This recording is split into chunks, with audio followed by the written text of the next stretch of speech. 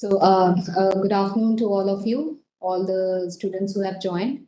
So as you all know that this is a kind of an extra, 2.5 hours which we are having, which is going to be shared by all the 5 lecturers. So I am starting this session today. It is on functional materials. If you remember, I had covered the portions of functional materials for heterogeneous catalysis, and then I had spoken to you about energy storage materials, in which we have extensively covered batteries and supercapacitors as well as fuel cells.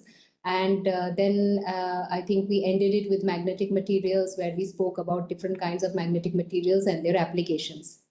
So for this particular, this short period of around 15 to 20 minutes, which we'll be discussing a little bit about the functional materials, there is one particular portion which was covered which was this on electrocatalytic carbon dioxide reduction. So we'll talk a little bit about it in this coming 20 minutes or so. So if you look into electrolytic catalytic reduction of carbon dioxide, it's one of the most promising technologies available to mitigate environmental problems, which is introduced by the continuous increase in its concentration that has occurred since the Industrial Revolution. So this technology also is attractive from the viewpoint that it can be based on carbon neutral energy by converting the carbon dioxide into fuels and value-added chemicals using solar or other forms of renewable energy.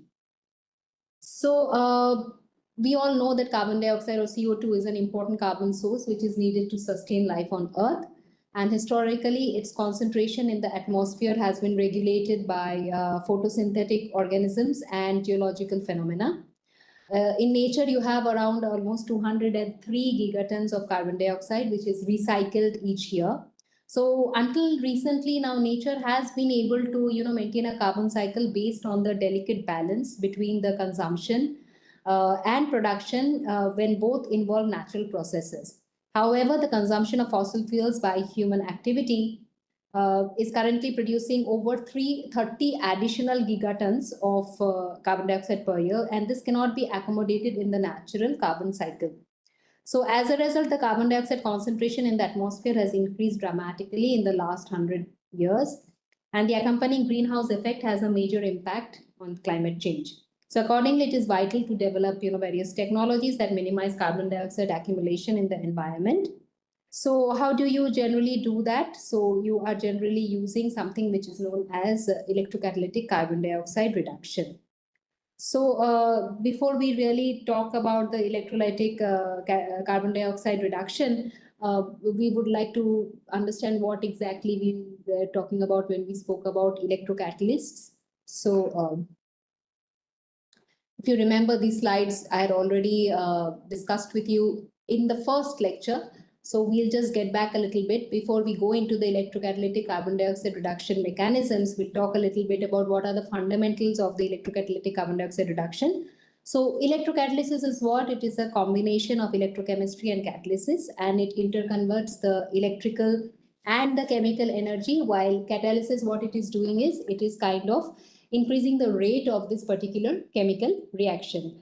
So because electrocatalysis, what it does is achieves chemical transformation at an electrode surface, this can be regarded as what? It is a kind of a special form of heterogeneous catalysis that involves interaction as well as electron exchange between reactants and an electrocatalyst, the latter often being electrode or a component of the electrode. So an overall electrocatalysis process will consist of cathodic and anodic processes occurring in two compartments, which is separated by a membrane to prevent the mixing of the cathodic and anodic reaction products. During this process, a non-spontaneous electron transfer reaction is driven by an external power supply so that the electrical energy is converted to chemical energy of the reaction products, and the cathodic and anodic components of the process involve electron conducting phases, which are electrodes connected by an ion conducting phase, which is the electrolyte. However, as the cathode electrode electrolyte interface is where the electrocatalytic carbon dioxide reduction reaction takes place, a detailed understanding of this particular interfacial region is very, very important. So now let's look into this electrocatalytic carbon dioxide reduction mechanisms, which we are seeing over here. So how is this important and how we are doing it? It's a very complicated mechanism. So we have to do an overview of this carbon dioxide reduction mechanisms. Okay, so how is this happening? This is a very complicated and it is a multi-electron and multi-proton transfer process proposing a definitive mechanism for a given reaction. This becomes very challenging. Why? Because obviously it is very complicated. It is having a multi-electron as well as multi-electron transfer process. So there is as many as 16 products which include a wide range of alkanes, alkenes. Then you have aldehydes, ketones, alcohols, and carboxylic acids, which has been identified for the carbon dioxide reduction reaction on a copper catalyst. Okay. So what you see is basically, in this particular figure, what is shown on the slide over here. If you look into this particular slide, what you see over here is the proposed reaction for the pathways for this carbon dioxide reduction reaction products via enol-like surface intermediates. So this reaction scheme represents a complex network where many reaction products share similar reaction intermediates. Details and elementary steps of most of these reactions, are still to be confirmed experimentally. And this complexity of this carbon dioxide reduction mechanism process is further enhanced by the existence of a broad range of reaction intermediates. The kinetically more facile hydrogen evolution reaction can be predicted by a simple principle like the Sabatier principle, which is a quantitative measure of the activity of a catalyst, which predicts that the high catalytic activity can be achieved when the catalyst and the substrate they interact neither too weakly nor too strongly. On the contrary, improving the selectivity of this carbon dioxide reduction reaction for value-added products is far more challenging because the binding energies of the different intermediates scale with each other due to their similarities in terms of the surface chemistry. So if you now look into the other kinds of the figures over here, which is kind of shown, you will find that what happens is there is going to be a calculated scaling relationships of different carbon bound intermediates for the formation of this methane. When you see this methane, so the hydrogenation of the carbon monoxide to form CHO, it involves the highest free energy change of around 0.75 electron volts and is therefore considered the rate determining step. And to reduce the energy change, the surface should bind this CHO more strongly than the CO part. Okay. So nevertheless, the scaling relationship makes this difficult to achieve. So many strategies have been proposed to break the scaling relations to enhance carbon dioxide reduction performance by tuning the electronic properties of the catalyst or the reaction environments. And this has been summarized in various many research papers, which is, of course, if you want to go details into it, you can refer to those kind of papers which has proposed all these mechanisms. So now going to the next thing, which is the catalyst design strategy. Okay, so we have these different kinds of catalyst design strategies which are there. So one of it, if you see, is particularly shown over here. This is where how we are able, how this process looks like, and how you can actually go about it. So both carbon and protons, these are needed in most carbon dioxide reduction reactions. Although a range of this carbon dioxide containing species such as molecular carbon dioxide, bicarbonate, then carbonate and carbamates may be present in a carbon dioxide conversion electrolyte medium. Early experimental evidence suggested that molecular carbon dioxide is likely to be the electroactive species. Now, more recently, extensive investigations involving surface-sensitive infrared spectroscopy and mass spectrometry, they have confirmed that carbon dioxide is basically the electroactive species in the carbon dioxide reduction reaction. However, carbon dioxide is brought to the catalyst surface via bicarbonate ion, which is illustrated as you can see over here. This is done by the help of this bicarbonate ion. And what you have over here is basically that under the carbon dioxide reduction reaction conditions, hydrated cations would densely accumulate in this outer Helmholtz plane, and consequently the negatively charged this HCO3 minus as illustrated over here. Then what is going to happen is they would most likely approach the electrode surface more easily than the carbon dioxide due to their electrostatic attraction to the cations. So this is what is definitely shown over here. So these HCO3 minus anions near the electrode surface could release carbon dioxide molecules for the carbon dioxide reduction reaction. And then what happens is that what you get over here, and then you regenerate it from the carbon dioxide in bulk solution, and this is done in rapid equilibrium. So the net outcome would be that the continuous consumption and regeneration of these bicarbonate anions mediate carbon dioxide from the bulk solution to the electrode surface. However, it should be noted that the rate of this dissociation of this bicarbonate ion is very slow. It is almost like to the 10 to the power minus 4 per second, at 25 degrees centigrade. So thus, if the mechanism considered as shown over here is correct, then the kinetics of this dissociation would need to be much faster at the electrode-electrolyte interface than in bulk solution. So now further research will be required to actually see whether this works or not. So that is definitely one of the big points. So this is one of the design, how basically this entire process is working. And then of course we come to something which is the catalyst design strategy. So for this heterogeneous carbon dioxide reduction reaction processes, the electronic structure of a catalyst surface, it has a major influence on the overt potential and selectivity of the carbon dioxide reduction reaction by directly modifying the binding energy, of the reaction intermediates. So the geometric structure is usually directly related to the catalytic site density and arrangement, which could affect the product selectivity and current density. However, you should please keep in mind that these structural properties are often inherently coupled. So for example, nanoporous materials often contain numerous grain boundary defects that have unique electronic and geometric properties. Doping or alloying one metal surface with a second metal will inevitably change both the electronic and local geometric properties. So quantum confinement is another example that is induced by confined geometry, yet it is also can influence the electronic properties. Theoretical understanding of the carbon dioxide reduction reaction mechanism also has advanced rapidly in the past few years. So using all these different kinds of strategies, basically you have to see, what you can modify. So to modify the electronic structure, you can play around with the vacancy, alloying, single atom, phase junction, surface group, coating and doping.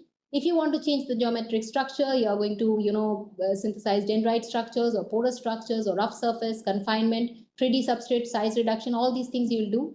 And in the boundary of this, where you want to change both the electronic structure and the geometric structure to ultimately lead to better over potentials and selectivity and current density. So you have to work in the phase of ground boundary, in grain boundaries, on the step and terrace form. Then you can expose the specific facets or site, or you can go for quantum confinement. So all these different factors will ultimately lead to a better catalyst design strategy.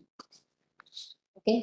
So now we come into the formate or formic acid producing electrocatalysts. So you see there are three different, reaction pathways for this. So for formic acid formate, this is a common carbon dioxide reduction reaction product. And this is a key chemical feedstock that is important for all different kinds of fuel cells. So previous mechanistic studies demonstrated that formic acid cannot be reduced to other products, indicating that the pathway for formic acid formation differs from the hydrocarbon forming ones. So in an aqueous medium, three reaction pathways for carbon dioxide reduction to formate via different intermediates have been proposed in literature. So one of this is, as you see over here, where you have this COOH intermediate, and you have a OCOH intermediate, and you also have a hydrogen intermediate, which is illustrated in this particular thing over here, as it is shown over here. So this hydrogen pathway is supported by the lack of an experimental signature for an interfacial carbonate on bismuth. However, theoretical calculations show that this OCOH pathway is energetically the most favorable one. So with this particular pathway, what you see over here, this is the energetically most favorable pathway. So formate is one of the simplest carbon dioxide reduction products. The fact that there is only one key intermediate for the formation of formate indicates that the Sabatier principle should be applicable for predicting the catalyst performance of transition metals for carbon dioxide reduction to formate. Okay. So now what happened is that if you are plotting, this particular plot, if you are looking into, so so this is the formate partial current densities obtained at 0.9 volt versus the reversible hydrogen electrode against the OCO binding energies. So according to the well-defined, this volcano plot, as you see over here, gold, silver, platinum, and copper are weak binding metals, suggesting that their interaction with this OCHO may not be strong enough to form formate with high selectivity. Whereas nickel and zinc are strong binding metals that bind OCH too strongly, hence format is not expected to dissolve very quickly from the surface based on this particular linear relationship. Tin, on the other hand, if you see, is located right at the top over here, indicating that it has close to optimal binding energy for OCHO, which is a key intermediate for formate generation on transition metals. It should be noted that although bismuth is not included in this figure, it is also reported to greatly favor the absorption of OCHO intermediate over COH or H. So though bismuth is not in this figure, but still consider that bismuth can also play a good role over here. So from this volcano plot, you can actually make this conclusion that this tin is basically one of the best materials for this particular, tin catalyst is definitely one of the best materials for this particular pathway for CO2 reduction.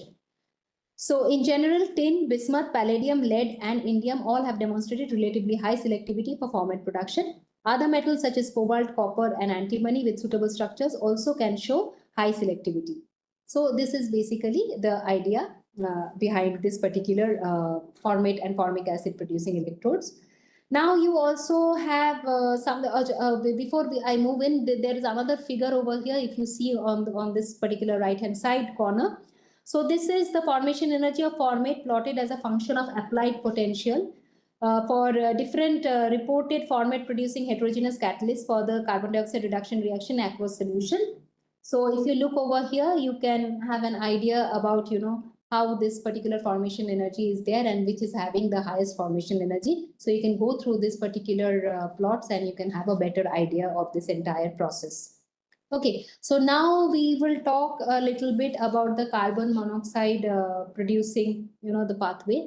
So carbon monoxide is another simple carbon dioxide reduction product that only requires the transfer of 2 electrons per molecule. So that is why it is a relatively simple process. The carbon dioxide formation reaction pathways in aqueous media, they are quite, well established. So as you can see over here, if you look into this particular pathway, you have the COH is a key intermediate which is formed via either a stepwise or concerted proton coupled electron transfer process.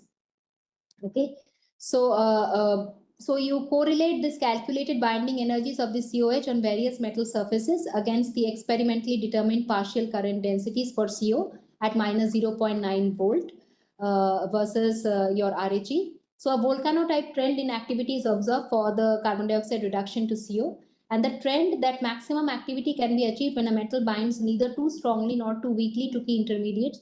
Evidently, this is following, of course, the Sabatier principle. And this volcano plot resembles those reported previously using the carbon dioxide binding over here. As you can see over here, the carbon monoxide binding energy as has been described in this particular case.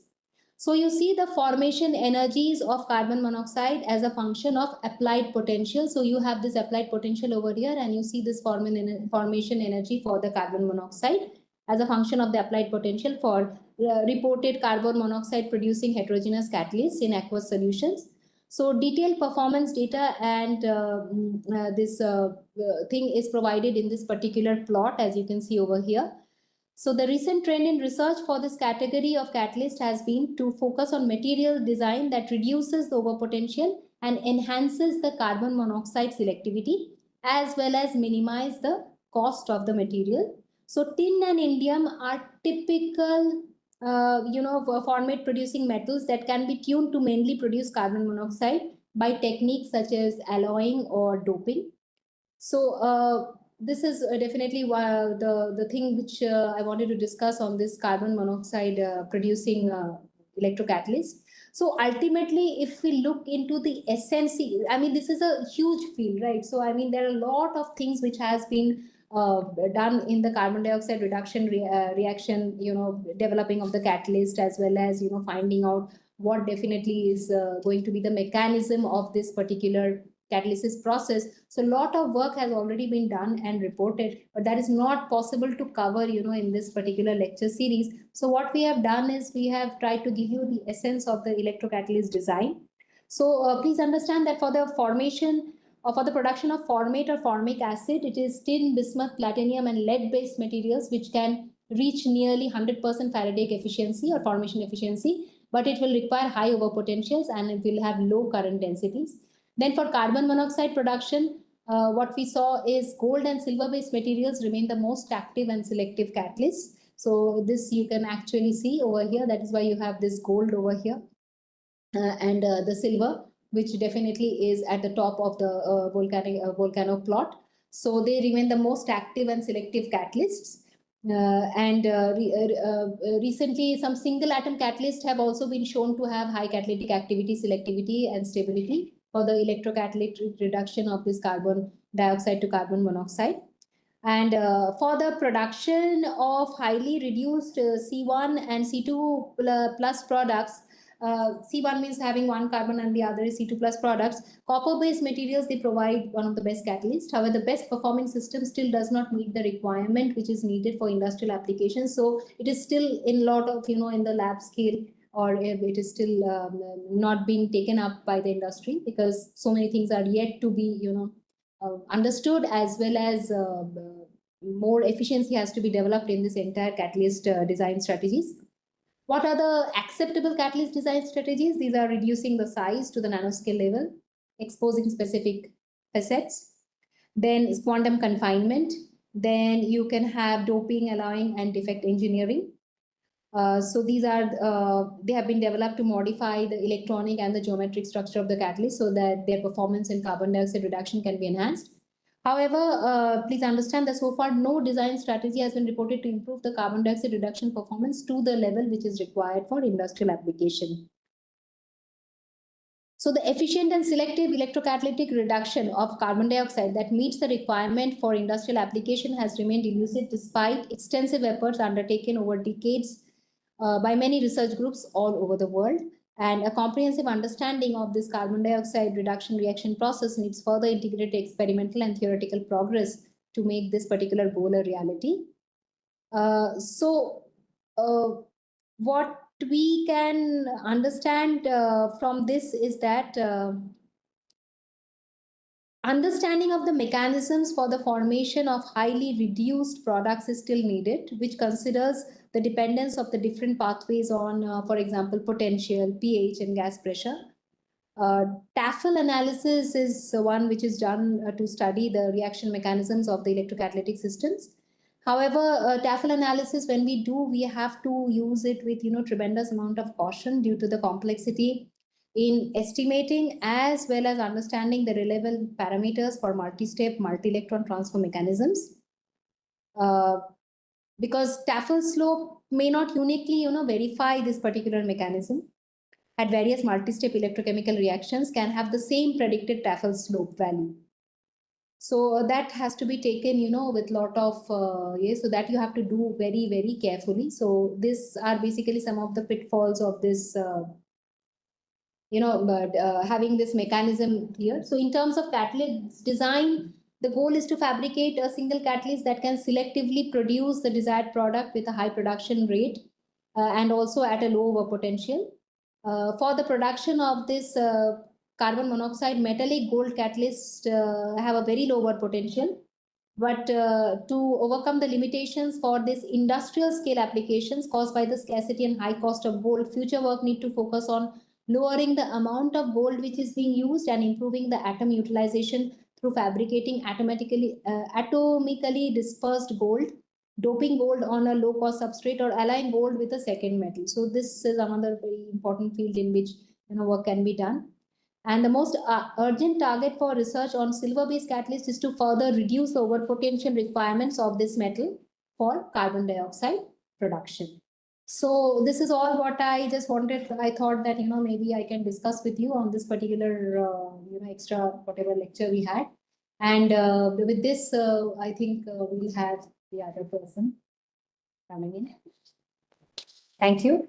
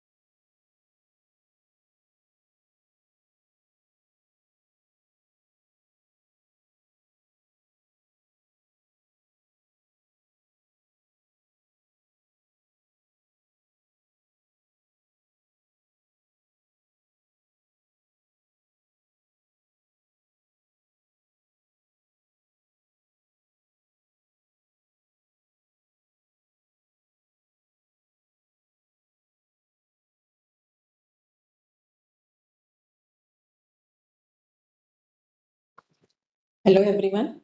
So today in this extra lectures and all, so what I thought, if you have got any problem, you're facing problem in any subjects or there was any uh, understanding issue, so we can come up with that. So you let me know if you want to discuss any specific topic or any specific problem. Otherwise, what I was planning to do is that I will just go through the questions in the assignment which I have given. And most of you have answered it correctly, but just discussion of a sort of how it should be answered and maybe more elaborate than what you have already given in the assignment. So let me know, is there any question from anyone? Hmm? Anyone having any question? No? No question from anyone? No, ma'am. Nothing. So you could understand everything we have carried out on semiconductors, elemental semiconductor, compound semiconductor, then on the crystal growth, on the thin film deposition, and then we went on the thermoelectric materials and the photovoltaic materials. So all was clear to you. Okay, then I will just go through the questions, the assignment questions which were given and the answers. I have a question from the piezoelectric materials. So how does the movement of the central ion take place? Uh, excuse me, the piezoelectric part I didn't took. So who was the lecturer for the piezoelectric materials?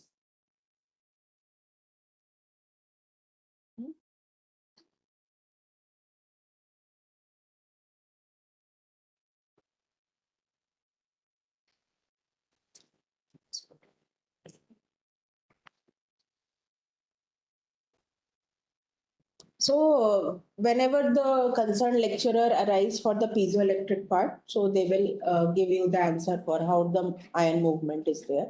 So I will be restricting myself to the semiconductor part and the device grade materials. Okay. So my first question for the assignment was whether one should choose a direct band gap or a indirect band gap semiconductor for photovoltaic applications. So as everyone has given a right answer only that we should go for a direct band gap. And why it is so that for a direct band gap, the minimum bottom of the conduction band and the maximum of the valency band are at the same K value. So whenever there is an excitation of electron from the valency band to the conduction band and de-excitation also, so there is no change in the momentum. And change in the momentum always leads to some non-radiative losses. So when you are working on a photovoltaic, basically when photon is being absorbed and you are then converting the energy of the photon for electron hole pair conversion, making it into an electron hole pair. So it is obviously what is required is that the full energy of the photon should get converted into your electron hole pair. So if it is a direct band gap semiconductor, it is very good. But then there was a question later on also in the assignment that then why silicon is used so much. So we know that silicon is not a direct band gap semiconductor.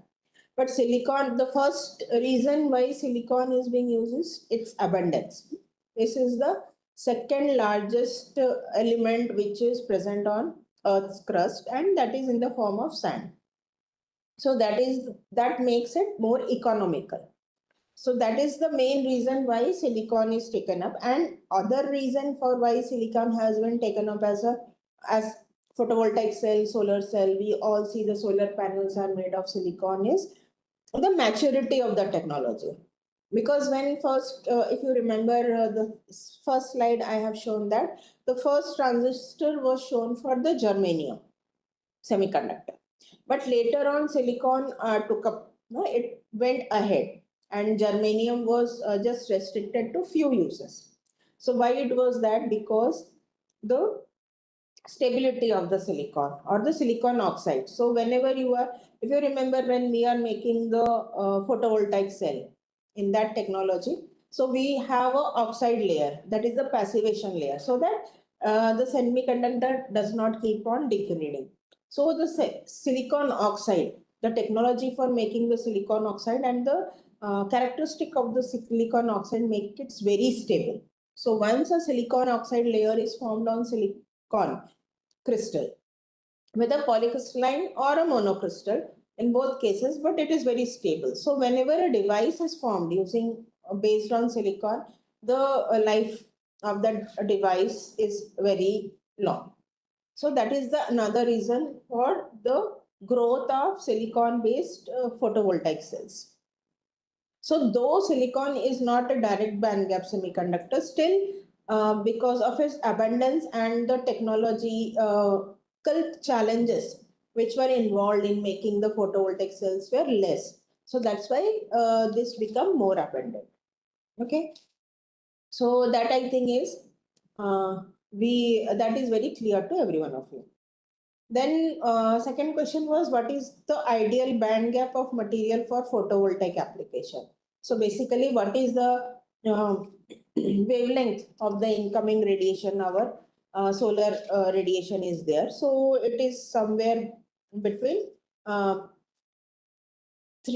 nanometer to 700 nanometer, and in that, so in that way, so photovoltaic material should have an ideal band gap between 1.1 and 1.6, which 1.3 within an optimum around 1.3, 1.4 electron volt.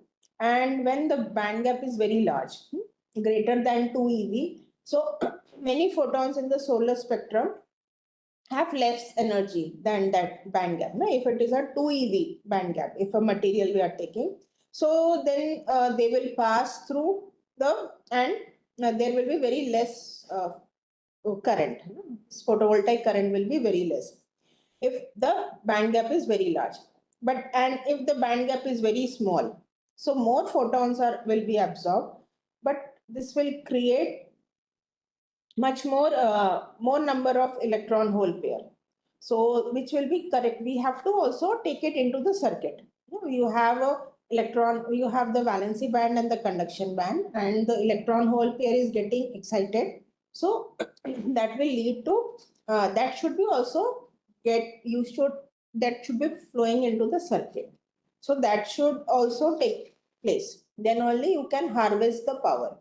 So that is another thing. So that's why optimum band gap for a photovoltaic material, to be a good photovoltaic material, is around 1.1 eV to 1.6 eV. So that also most of you have got it correctly. So there was no issue. So this I hope there was no problem with this part, right? Then we had this question on that efficiency of monocrystalline on polycrystalline material of silicon. So obviously when this electron hole pair is flowing inside your material, inside the silicon block, and then it has to be collected by the outside circuit for conversion into energy, for conversion into electrical energy. So the whatever electron and hole pair has been generated, they should get collected. They should not be lost within your material. Now, if you have a polycrystalline material, there will be a lot of grain boundaries. So even though the electron holes are being generated, they will get scattered at the grain boundary. There will be some voids and all those things. Whereas when we have a crystalline material, they can flow easily. So obviously crystalline material is preferred for the for making the solar cells. But then many more polycrystalline solar cells are also available because it is easier to make. That is the technological challenge. So if you remember in the single crystal part of our lecture, we saw that making the silicon crystal is a very big and very challenging process, very high temperature process. So that leads to the enhancement of the cost of any solar cell which is based on silicon. So because of that, for any application where we don't want very high efficiency, less efficiency, we can work with it, and it has to be economical. So polycrystalline solar cells are silicon-based solar cells are also used. Okay. Now we had questions on the thermoelectric application. So if you remember that for the thermoelectric application, the factor was ZT. So that is the coefficient, and we should have ZT maximum to get a very good thermoelectric material. And it was proportional to the Seebeck coefficient and the electrical conductivity, and inversely proportional to the thermal conductivity. So that means that your material should have very good electrical conductivity and very bad thermal conductivity. Basically, it should behave as a conductor when you electrical conductor, but a thermal insulator. So you have to find that kind of material for a thermoelectric application. So you can understand that this is very contradictory. A material, if it is a very good conductor of electricity, is generally a good conductor of thermal conductor also. Like if you can think of a metal. So like if you have a copper rod, so or a aluminium rod, or any heavy metal also. So it will be conducting electricity also, and it will be conducting thermal heat also. But then that is why it cannot be used as a good thermoelectric material. So metals are ruled out, and similarly insulators are also ruled out because they don't have good electrical conductivity. Though they have got very good thermal resistance, means they have a bad thermal conductivity, but they are also good. They are also not good electrical conductors. So now we have got semiconductors. So which are the generally materials which are used for the thermoelectric. Now, to increase the thermal electrical conductivity and reduce the thermal conductivity. So what are the techniques used is generally like creating defects in your material. So that is the reason why we are not also using single crystals for thermoelectric. Whereas in, if you remember, just now we were talking that for photovoltaic application, we require single crystal because the electron hole pair which is generated should not get scattered. But here, if we want to decrease the thermal conductivity, we are putting in defects. So here we require material which has got more and more defects, right? And also we are using nanostructured material, or we can use some dopant so that the electrical conductivity increases, but the thermal conductivity does not increase. Or we use some secondary phases, which will stop the conduction of phonons. So basically, thermal conductivity is the phonon, lattice energy. So that should get stopped because you have got one end at high temperature, the other end is at low temperature. So that temperature difference should be maintained. So that's the kind of material you require for this. So that is why we cannot use a metal and insulator or a single crystal for a thermoelectric. So I hope this is clear with all of you, right? Okay, should I go ahead? No question? Yes, ma'am. No questions. Okay. Now we have got what are the different thin film growth models. That question was there. So you remember there is one was island growth, other was the layer by layer growth, and island layer plus island growth. So these were the three models of the crystal growth. So some were thin film growth. So someone wrote in the answer that different deposition techniques they wrote. So that was not the question. The question was growth models, how a thin film grows. So initially when you are depositing a material by whatever technique you are using, whether it is thermal evaporation or sputtering or vapor phase or liquid phase. So this models are always there. And what are the, this depends on which same material on different substrates can follow different kind of growth. So what is that depends on is like the surface energy of your growing film, of your substrate and the interface.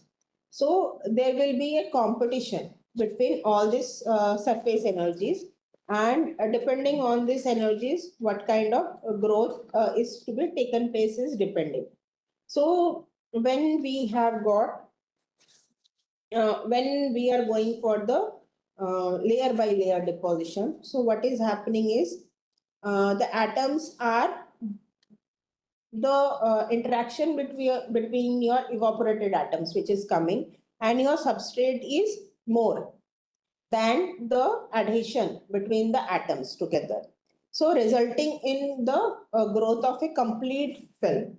So one complete layer, like you have a substrate here, so whatever atoms is coming, so this addition, this energy addition is more, so therefore all the atoms will try to cover your substrate. So that is important. And so example like metal films is there, no? Silver is there or gold is there on any oxide or glass substrate. So they make a single layer. And then when the full substrate is covered with the film, one layer of the film, then the second layer start forming. So this, and in the layer by layer growth, the quality of the film is very good. Generally, you have got very atomically flat films you get. So, but when the energy atoms bond more together, whatever is getting evaporated or incoming atoms, the energy between the both atoms, the bond between the atoms is more strong than the substrate. So they will start to make islands. So they will come and sit together at one place, and then like that there will be many islands all over. And then when the number of islands are very large, then they will coalesce and form a film. So in this case, generally this is for metal deposition on dissimilar substrates or insulators, you get this. And in this case, what you get now, when you are want to do some nanostructured films, you want to deposit, you want to have very small grains. So this kind of substrate you can take. So depending on your application, if you want to have very large surface area, so you want small islands. Rather than one smooth film, you want to have very small islands in your film. So you go for this. And the intermediate is the layer and the your island growth. So generally this is more common. So it is a combination of both things. And first there is a formation of a single layer, and then they become island growth.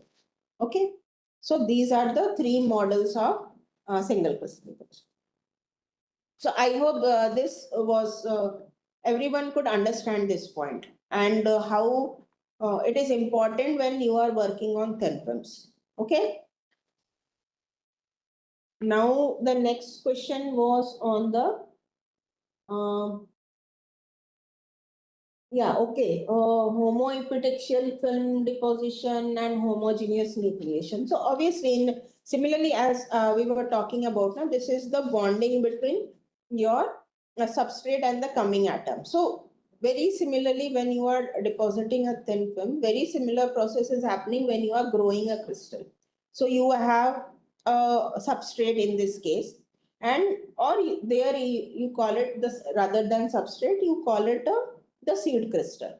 So wherever seed, so wherever the nucleation is happening. So if the nucleation is happening on the same material, so it can be outside also. So there was some, I think, some confusion. Some students were having confusion, like when homogeneous nucleation for the crystal growth we are talking about. So it can be, it is not like within the solution only. So you can be introducing a seed from outside. Like if you remember when we were talking about the growth of silicon. So by the Zekrowski method, so we are introducing a silicon crystal as a seed into the melt, and then we are pulling. So that is also homogeneous nucleation. It is not like just in the solution you have got one atom of sugar solution or salt solution, and then it is getting nucleated there. It can be, you can introduce a homogeneous nucleation also. And heterogeneous nucleation is like you have the crucible wall on which, or the container wall, where it can get nucleated and then crystal starts growing. So that is the heterogeneous nucleation, which is generally the case in the thin films. So there we call it heteroepitaxy. And homoepitaxy is like I am growing silicon on silicon, silicon thin film on silicon, or like on a gallium arsenide on a gallium arsenide substrate or a seed substrate. So that is homoepitaxy. So homoepitaxy and homogeneous nucleation is a very similar process, and the kind of energies, the surface energy, interfacial energies which are involved is exactly same. Now our other question was on the why SiO2 we are growing by which method.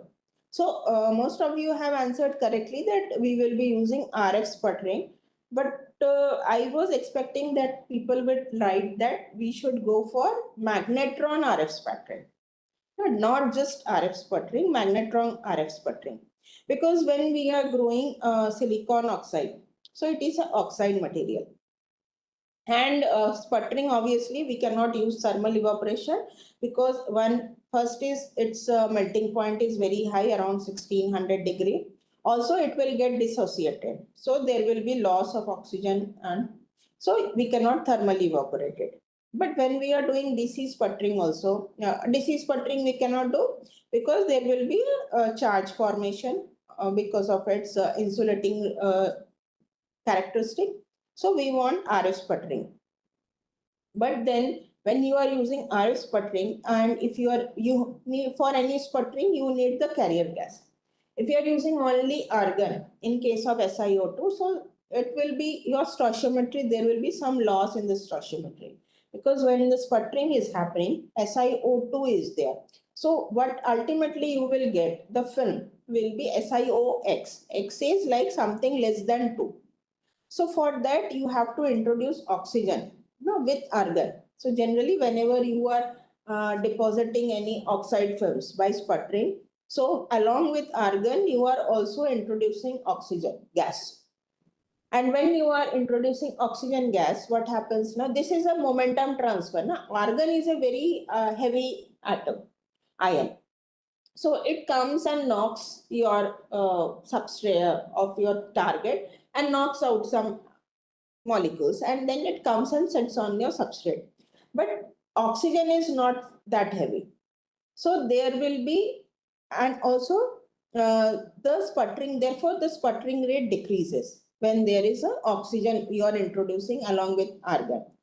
To compensate for this, you should have a magnetic field also. So what does the magnetron does? Magnetron RF sputtering, what it does?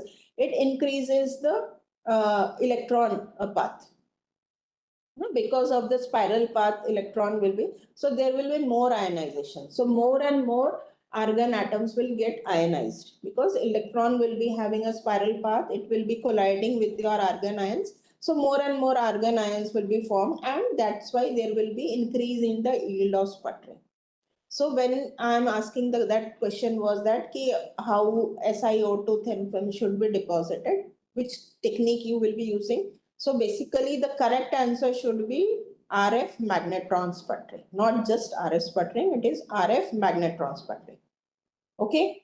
So this is something which most of the people have omitted, the magnetron part. So I hope you have understood this point, why magnetron sputtering is required for. So this is also true for any other oxide films, whether you are doing aluminum oxide or MgO or any such kind of thin film depositing by sputtering. You should have magnetron and oxygen is there. Okay. So this point you have got, everyone?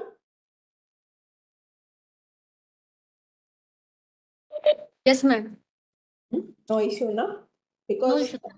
this point got omitted. Somehow people were not understanding. So, okay. Now we will go to the growth of gallium arsenide. So that part everyone got it correctly, because the vapor pressure of gallium is very high when at its melting point. So because gallium, the vapor pressure of arsenic is around 10 atmosphere and gallium is just 0.001. So due to this, the arsenic evaporates rapidly. The vapor pressure of arsenic is more, right?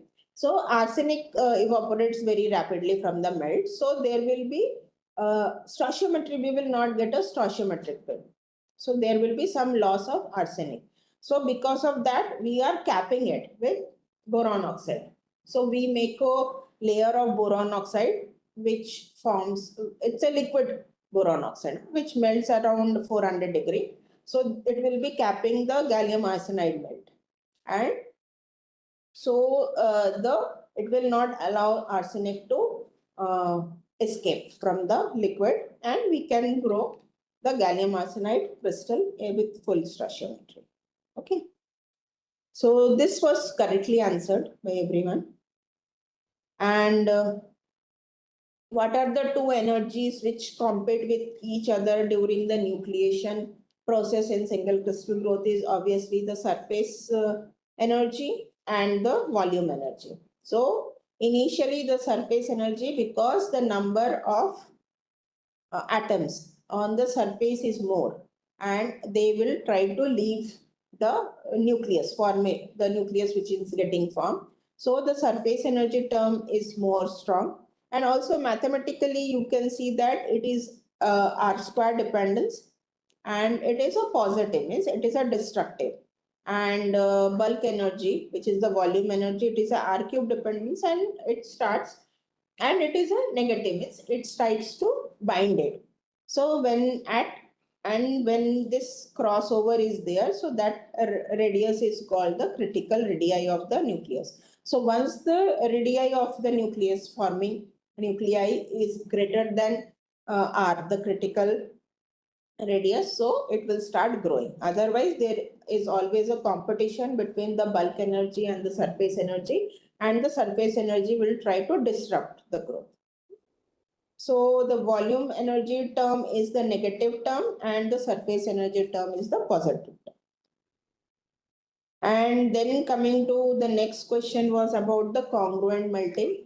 So that is also nicely answered by everyone, that any material when it melts, so the composition of the material in the liquid phase and in the solid phase, it has to be same. So if it is like AB3, so in the solid phase also it should be AB3, and in the liquid phase also it should be AB3. So then it is called congruently melting. Otherwise it is incongruently melting. And generally, melt growth technique cannot be directly applied for the growth. Then you have to do some changes you have to do in the stoichiometry. You have to grow it off stoichiometry. Those techniques are there. But directly you cannot use the melt growth technique for a incongruently melting material. And the 12th question was basically why we are using silicon in the photovoltaic. So we have already discussed that. And what was other thing is that why thin film based devices are important, because basically material required is less, so cost is less, and also they are flexible, handy, so we can take it to different places. And we have already discussed about the critical radii. And okay, there was one question of how to control the nucleation in the Bridgman crystal growth. So one point is right, that the temperature gradient is important. We can change the temperature gradient by changing the translation rate, or we can introduce the rotation. But one more thing is the introducing the seed crystal or changing the shape of the crucible. So that is something which many of you has missed, that we are using this conical crucible, no? This kind of cone is there, and the nucleation starts from this point. So that is if you can change the shape of this cone, so you can change the nucleation. So that is how the nucleation is controlled. And I think rest of all questions were nicely answered. You have all answered properly about the dye sensitized solar cell, DSS, and also about the hydrothermal growth of silicon oxide. So hydrothermal, how silicon oxide. So generally NaOH is used as the mineralizer. So that point you should remember that because it is not very easy to dissolve SiO2. So that's why it has got very low solubility in water. Therefore a mineralizer, that is NaOH or Na2CO3, is added to enhance, and then it is like a solution method also, but you have got very high temperature and high pressure. So it is called a autoclave. So autoclave is something like your pressure cooker. So you are having high temperature and high pressure. So the vaporization is there. You get the vapors, and then at the top of the autoclave, the temperature is less. So they get nucleated there, and the crystal, the quartz crystal grow. So that is the technique of growing SiO2 quartz. And rest all is there. Why SN and PB have 4 valency but behaves like a metal? Because of their large atomic size. So they are not very, the outer 4 electron are not very tightly bound with the nucleus. So they are easy to move within the lattice. So they behave more like the metals. So these are the questions we have. And if all is clear, then I hope you will be doing good in your Viva exams. And then I wish you all the best for the Viva. Thank you. Thank you so much, ma'am.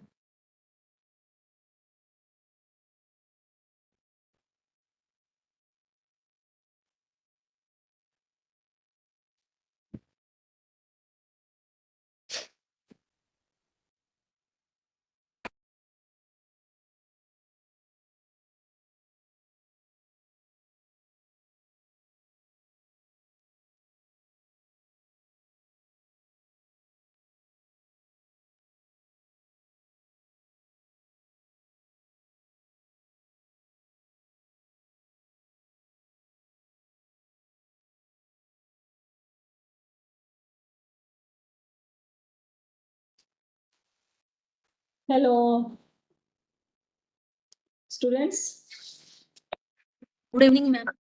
Good evening. पहले तो बताइए आप लोगों का attendance कम क्यों हो गया? Don't know, ma'am. No means you have not attended classes? Yes, ma'am. We were attending the classes. Still, our attendance is not up to the mark. We don't know how it is possible. अच्छा, you have attended all the classes? I think around 3 or 4 lectures I missed. Not more than that. Oh, okay. So you are from where? BNN College, Bhiwandi, ma'am. Bhiwandi College. Okay. Have you submitted your assignment? Yes, ma'am. Last assignment I submitted on the, I think, when I got a call from the HBNI. Oh, your name is? Madhuri Patil, ma'am. Okay. That I have received, I think. Okay. Yes, ma'am. Fine. And what about my assignment, ma'am? Miss Priya Bhagat? This is your name, Pranav? Priya Bhagat. Priya Bhagat, I'm not remembering. Have you mailed me? Yes, I mailed on 31st. The whole assignment of Yes, whole. 100 marks. I think I was doubtful about the, that means I'm not getting actually the answer of 2 questions in numerical. So I sent the assignment about the 90 marks. Achha, so you have attended all the fill in the blanks? Yes, And and three 3, of the... yes, 1 derivation and 2 numericals. Okay, let me check whether yours have, like who all have not submitted, because I have received 25 assignments. Okay, I submitted that. Mhm. Even I CC that assignment on given mail also. Okay, that is fine, but again, I'll just see, otherwise I'll mail you directly that whether I have received you or not. You are Priya Bhagat, right? Yes, Priya Bhagat. Okay. So whether you are getting the answer or not, but how do you know what is the answer? That's why, ma'am, na, I left the, that means I'm not solved all the questions. No, Even no, I but was, at least you can approach now. You can have an approach ki how to attempt that and what are the steps that you should have written. okay. That means, see, when there is a numerical, so There's a query in the chat. chat box में क्या query है? Please mention who are yet to submit assignment. That name I am not remembering. है ना कि who all the names actually I don't have. Only 25 have submitted. Madam, did you get my assignment? How do we come to know? Because I haven't received your reply over the mail. No, reply to actually I will give after checking to HBNI. So let Okay. me. You are Priya Bhagat, right? No, I am myself Madhuri Patel. I'm Madhuri Madhuri. Patil, I remember. I got your. Okay, ma'am. Thank you. Madhuri Patil, I have received. Priya Okay. Bhagat, I am not remembering. I'll just see. Otherwise, I will mail to you. Any other person is there who has a doubt?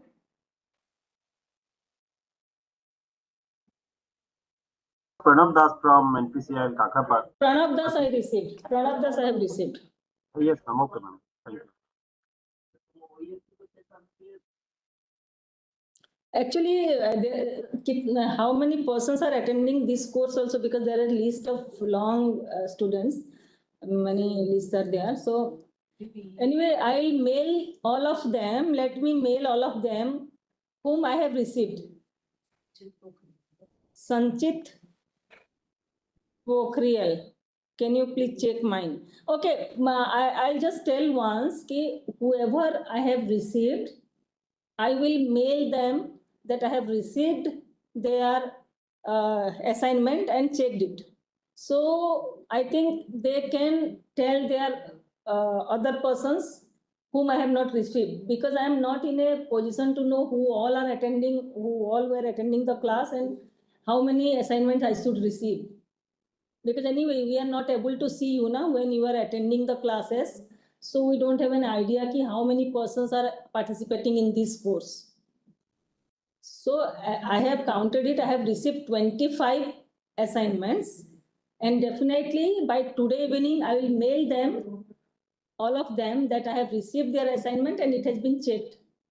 So I'll request you to whoever are not there in that mail, somehow you can give them message, because you may be knowing each other. There must be some connections so that they can submit their assignment as soon as possible.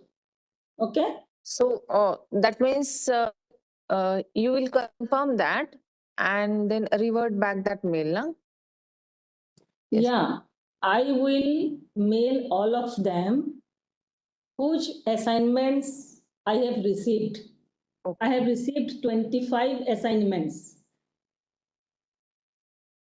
And since we are not able to know how many are attending and how many are enrolled in this course, I don't have an idea who all are missed in that. So my expectation is that you should connect among yourselves, and then the other assignments I should get as soon as possible. Okay? Okay, ma'am. Okay, any other thing, any other question anybody is having?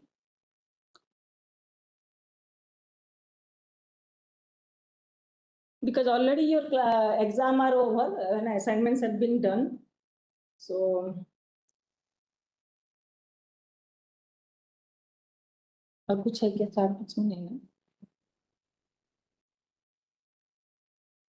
In assignment, ma'am, there is one question. I think It is not complete, right? 54. Yes, Question yes. number 54, yeah, that is fine. Everybody, I have given marks to everybody in that. Because I also feel that has not come somehow, some like during typing and all, it is not there, not recorded there properly. It's fine. And I have given marks to all of you. All of you have secured good marks, but some people I have seen that second part, they have not attempted, only 1 or 2% are there who have not attempted totally the second part. And like one of you are telling that you have attempted only 2 questions out of that. So you should have done all the steps actually when it is a question, whether answer is matching or not, that normally we don't see during solving a problem. We see what are the steps you are following, whether it is logical or not. And based on that, marks is assigned. So anyway, all have passed. There is no issue as such.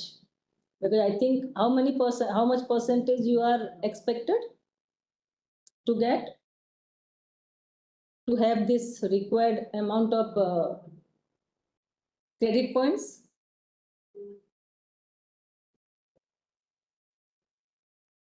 Is it 60% or 50% is the pass mark? Madam, what was written in the brochure, it was 50% around. I don't remember exactly what was it, but it was 50%, as much as. All are above 65%. So nothing to worry. Credit is you are going to get. But then anyway, today I think many of you have attend their attendance also. Ma'am, I have one question from the assignment. Though I have solved, I just wanted to know whether it is correct or wrong. I got the answer as 1 gram of iron exchange resin can hold 200 milligram of calcium. Was it correct answer?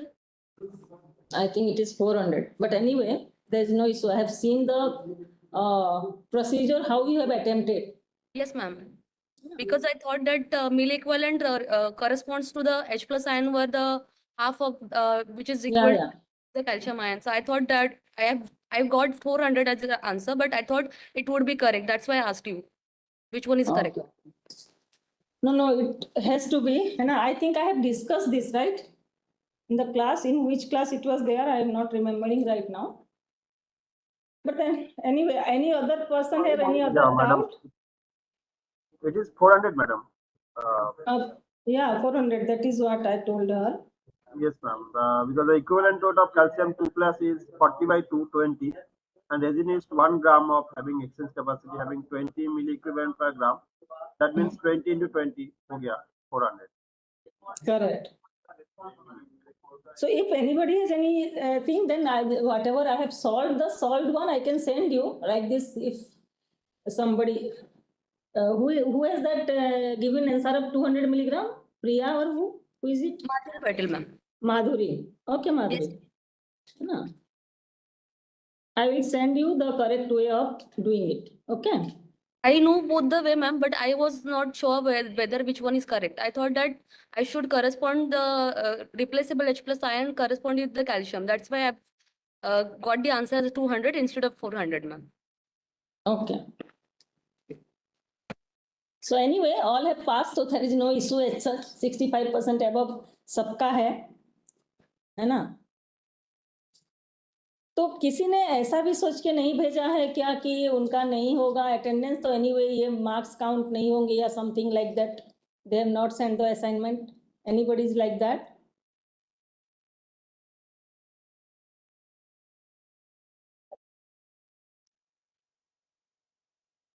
Because I got mail from somebody who has written ki since my attendance was, I thought it will not be considered, so I am sending the assignment late. So even anybody has not submitted, they can submit now also, so that I can submit the marks to HBNI.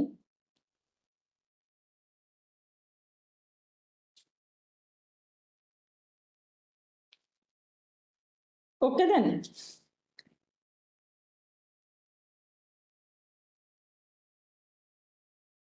ठीक है कानू, आपका कुछ करना?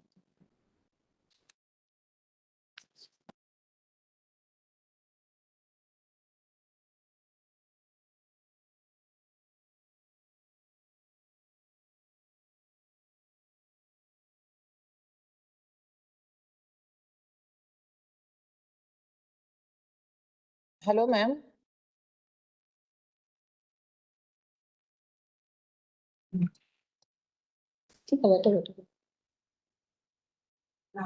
Hello. Hello. Ma'am, email ID is that sanjukta@brc. brc.gov.in, right? Yes. Okay. Just Who I'm are you? confirming that. Yes, I'm actually mailed on that same email ID. Na? Okay. Priya. So, yes, Priya. Okay. 5 o'clock I have to continue. 5 o'clock तक 5 o'clock.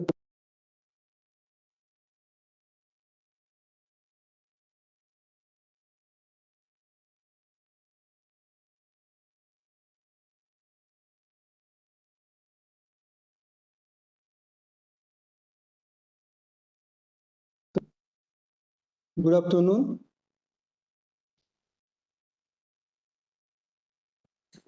Good afternoon, sir. Good evening, sir. Good evening. Good evening, sir. Okay. So all of you submitted your assignments? Yes, sir. I am. Yes, sir. Yeah, I think I have got everyone except 3 students. I have not got there so far. Who's taken this course as a credit? Only 3 students. So please send even now also. Because next week I think 12 or 13 or 14 we have Viva. That I think intimation will go to all of you. So please send who have not yet sent. So from assignment point, anybody has any doubt? No, sir. Yes.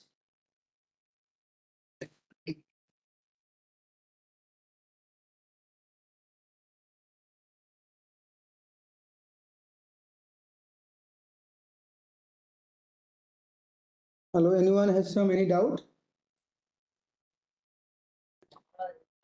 No, sir. Yes, tell me.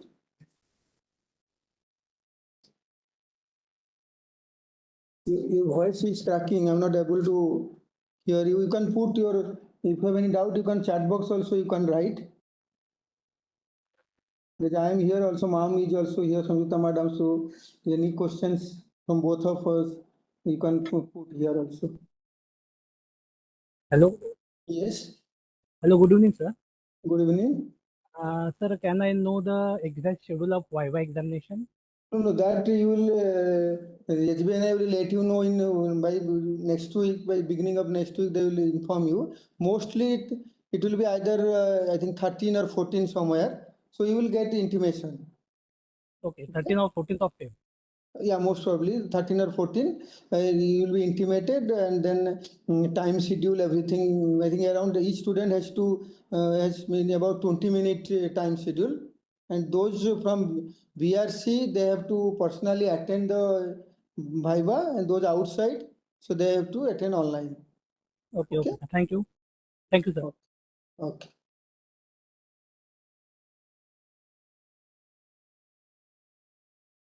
So from assignment point of view, everybody is clear from all answer. I think most of you answered correctly. A few cases there is some little bit, here and there. Otherwise, any doubts from that part? No. So if not,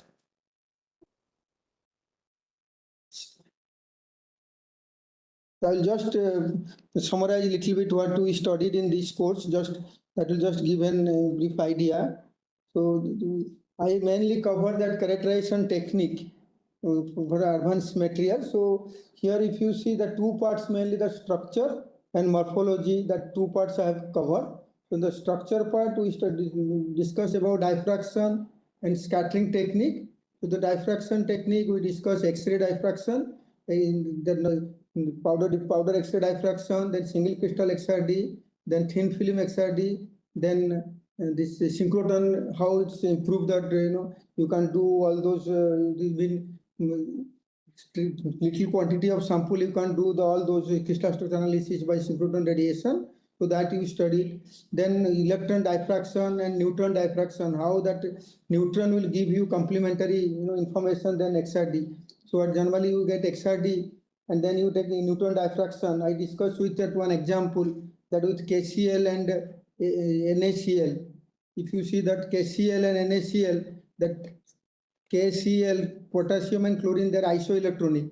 And in NaCl, Na and Cl, they're not isoelectronic. Since potassium and chlorine are isoelectronic, when you go for X-ray analysis, so that particular 1-1 plane of KCl, you're not able to see in case of XRD, because that K, the interference from K and Cl, they will be destructive interference.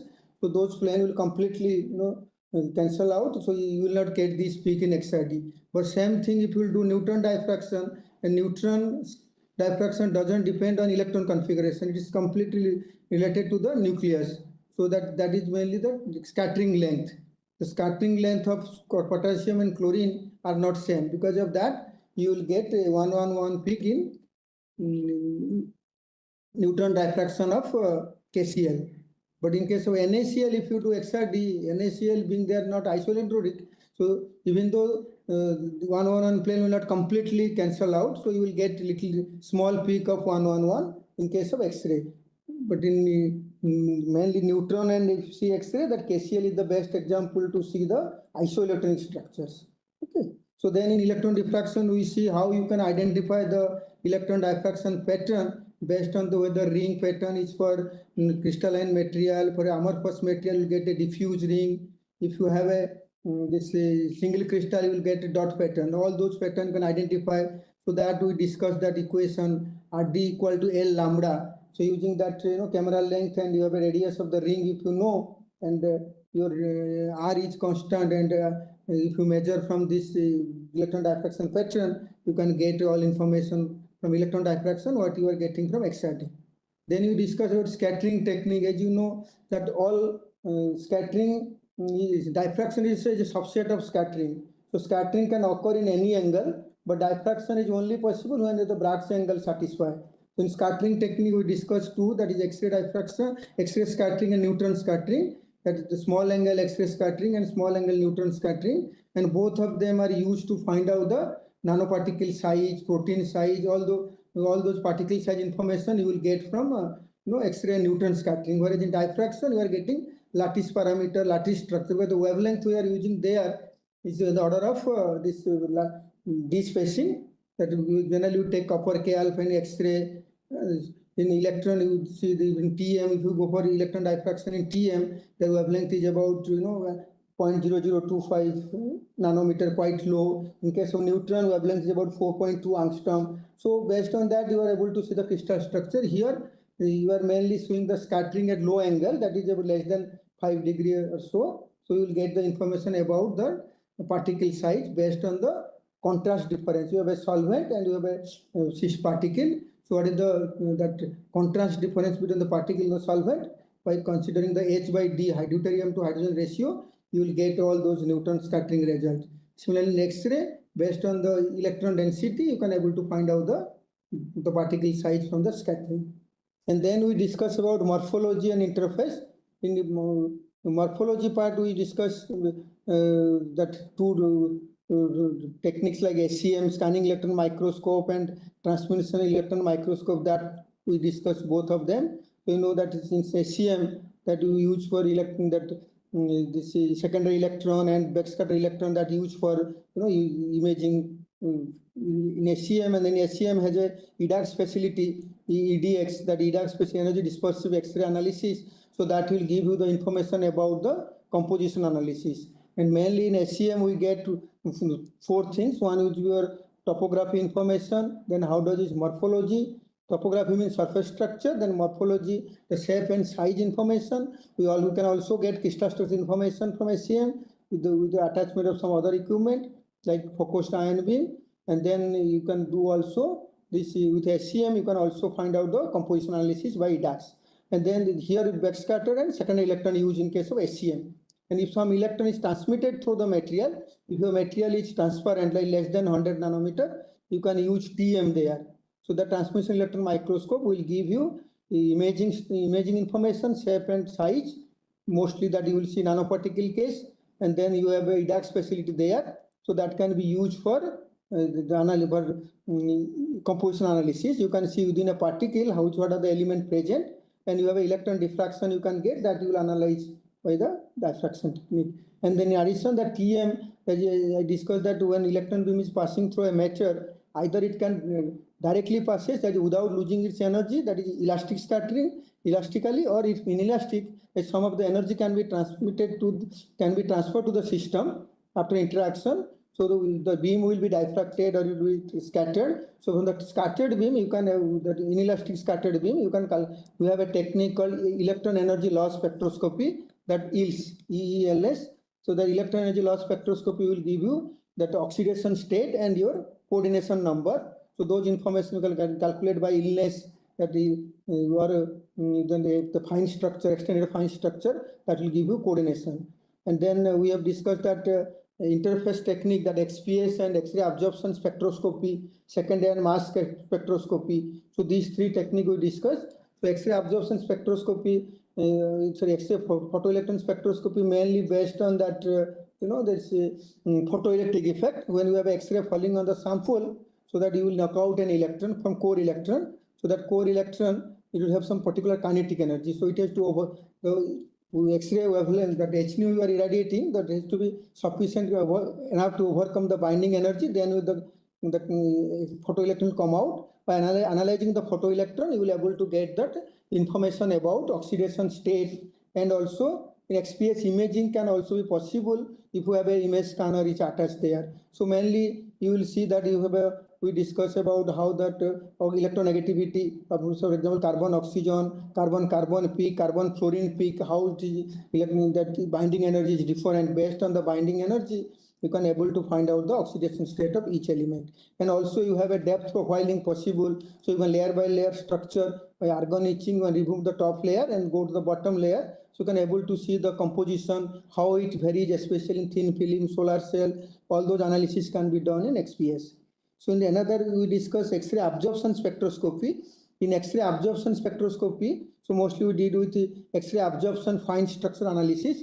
So that is mostly associated with the synchrotron radio X-ray source.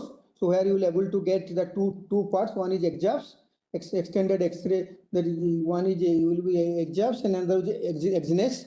So in EXINES, that extended near edge absorption structure X-ray, and one is your EXAFS, that extended X-ray absorption fine structure. So from that, the EXINES will give you oxidation state and EXAFS will give you coordination number. So we discuss all these things.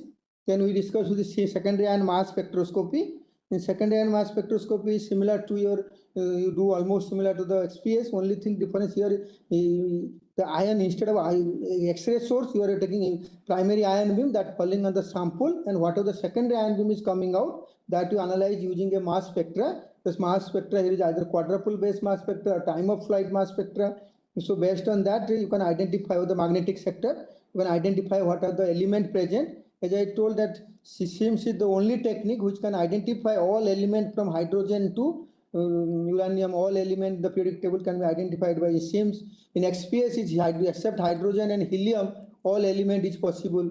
In the oxidation state, you can find out all those things. In XPS, except hydrogen and helium. As I told, in Auger electron spectroscopy, we discussed that during XPS also, when you bombarding electrons from Auger electron X-ray or X-ray, Auger electron generate. That Auger electron can be identified, used for Auger electron spectroscopy, where also you can differentiate oxidation state based on the kinetic energy. So then in SIMS also you can do profiling structure, like if you have a layer structure, so you can through the Destrabit technique, different layer structure you can identify. Okay. So all those techniques we discussed except AFM and STM, because atomic force microscopy, the time we could not, there was sufficient time to cover this scanning transmission, scanning tunneling microscope or atomic force microscope. These both these technique are scanning probe technique. So there we can use that surface morphology. You can identify both 2D and 3D structure. So advantage that you can get 3D structure in AFM or STM. So here the difference is, in case of AFM, here we don't see any electron interaction. Here in AFM case, you will see we measure the force. What is the force between you have a cantilever tip, that tip you will be scanned on the sample surface. So during the force that Hooke's law, that F equal to force equal to minus kx. So if you know force constant and displacement x, you can easily find out the force. So depending upon how much force, whether it's van der Waals force, whether it's electromotive force, whether it is magnetic force, the different type of AFM. One is for electric force, electric field MF, that EFM, then magnetic field is there, MFM. So there are different types of atomic force microscopy that can be used for identifying that atomic structure information, but you get TM like defect on those things. So those things you can get from here. In STM, that is scanning tunneling microscope, where you measure the tunneling current. That as you know that when the electrons, that's a wave nature. When that you have a tip sample here and you have a tip here. So that is when they are close, that spectra overlap, that wave function overlap, that electron contribute that sine wave. So you will see some interference, and because of that, mostly that tunneling can be occur. So that transmission scanning tunneling microscope based on electron tunneling current we measure, and you give the microstructure. So these are the things we mainly discuss, except AFM, STM, all those we have discussed. So I just summarized the what we discussed in the whole course. So if you guys have any questions, any of these techniques, either you can mail me or you can just ask me right now. Okay. Any doubts on all this?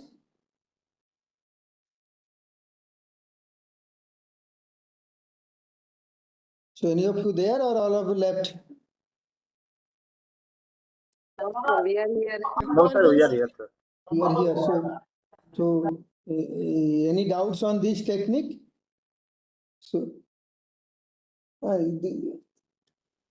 this is what we discussed, different techniques that. So this, if I'll just show one few slide that on atomic force microscopy, which I could not discuss. So this is the sample probe here. Sample is kept here. Then you have a cantilever. You can see here cantilever. This cantilever are made up of this silicon nitride or this gold metal. So this is all any high jet metal, platinum, palladium. So this will scan. You can see the tips, different tips here. So the tips, depending upon the shape, mostly the single atom tips are used. So those single atom tips that will analyze, single atom you can at a time identify, and accordingly you can analyze.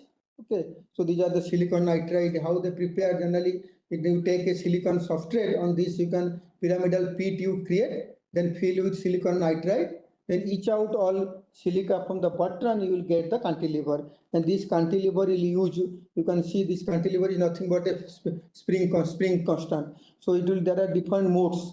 So FM1 will be tapping mode, one is contact mode, one is not contact mode. In contact mode, that force to that substrate to tip distance will be less than 10 angstrom. It's very close to each other. The force acting between them is about 0.1 to 1 Newton per meter. In case of non-contact mode, they're little far away. In case of tapping mode, it's just tap, touch, and then move.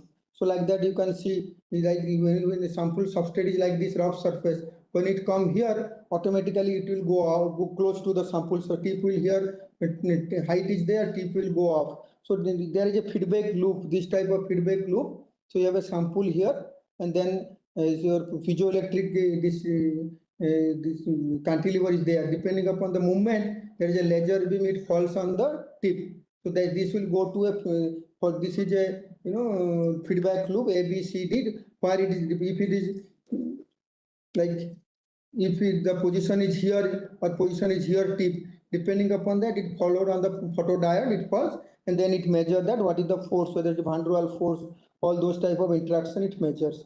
So as I told that two modes, one is the contact mode is close to either, non-contact mode is far distance. Mostly conclusive force to this relation.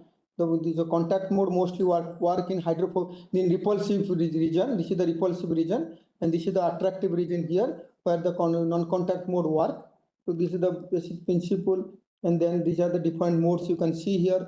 In contact mode, is continuously in contact to the sample. In non-contact mode, it's move up and down, or even in this tapping mode is behave like this. So sample preparation and AFM is quite easier as compared to normal TM or any other technique.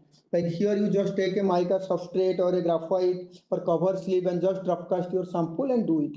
So it's quite easy rather than TM, all those techniques. So those things I discussed. Then if you see application of AFM, you can see these are some AFM image.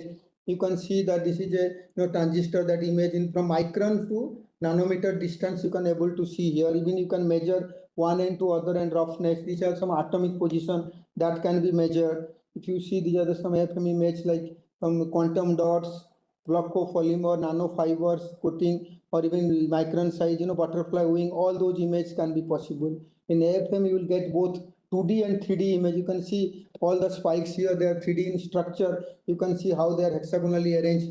All those patterns you can see.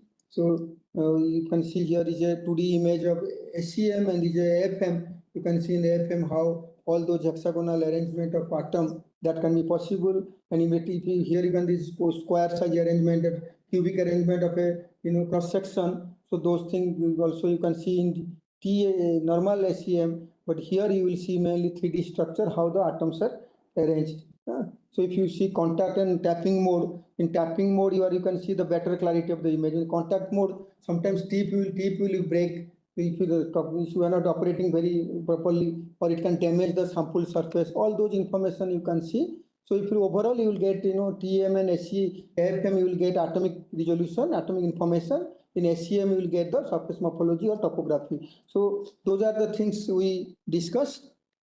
So if you have any questions you can ask me, otherwise you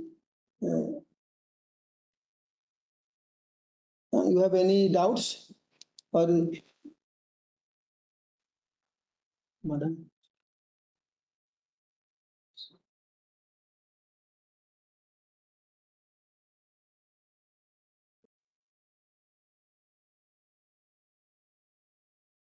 So all of you are present today?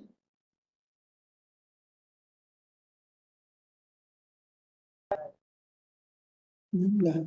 Can you please explain argon sputtering in XPS? Yeah, there is a question on the argon sputtering in XPS. I'm obtaining different peaks when conducting XPS without sputtering, with 5n sputtering and 6n sputtering.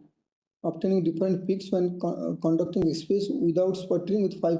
Yeah, this if you see the argon sputtering, all those things you need when you go for a destructive XPS analysis, that is used for this depth profiling. Like depth profiling in the sense you have a layer structure, multiple layer structure. So if you want to see the top layer structure, first you take the you irradiate the X-ray beam and collect the data from the top layer. So you'll get the information about the top layer. But when you go for bottom layer or another layer in the layer second layer, so what you have to do, you have to argon bombardment. With argon bombardment, you have to remove that top layer. Once that top layer removed, now you collect the data from the bottom layer, so you'll able to get the bottom layer information. So this argon sputtering is mainly used for layer structure to see the how your interface or some layer structure, how your elements are distributed, that you generally you see. But that is the requirement of sputtering we need. But your second question is your obtaining different peak when conducting XPS without sputtering, argon sputtering and 6n sputtering, you are getting different peaks. So that probability that what the argon you are using here, that argon is not completely 100% pure. Maybe that argon contains some air or some other gases.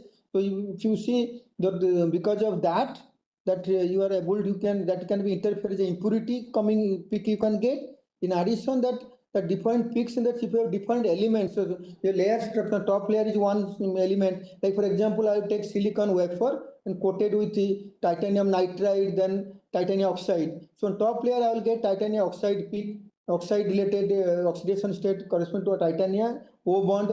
Then if I go inside I will get titanium nitride peak. Then if you go inside I'll get only silicon peak. So that is possible because you are different layer you are when you are seeing, so that the different element you can find out. But if you are getting any peak which are not in your sample, then that must be from your impurity in the argon. So that is one possible. Okay. So whoever that question is understand this, that your name is Lala Darth Lala. So are you clear now?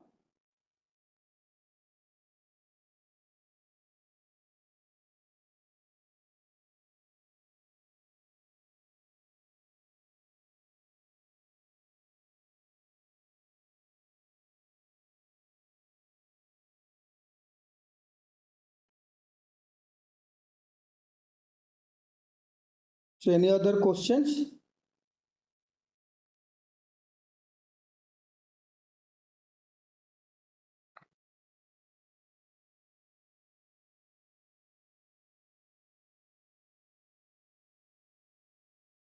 So all of you please mark your attendance today who are present here.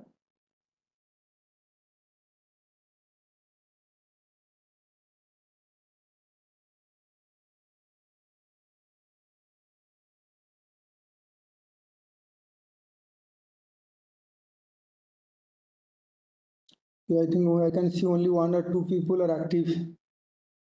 Here all others are just. So have you all prepared for your exam in next week? Yes, sir.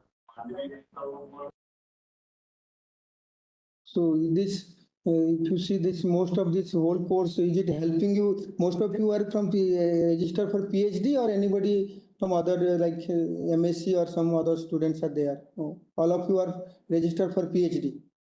Oh, yes, sir. We are Yes, registered for PhD. Yes, sir. All of you registered PhD. Yes, sir. Okay, is this course helping you in your PhD curriculum? Yes, sir, of course.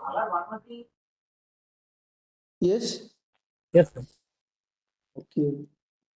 So anything related to this, your characterization, all those things, at any time you can mail me even after this course also. If you have any doubt, especially all those characterization technique we covered, you can also mail to any of these, the faculty who have taken all this whole course.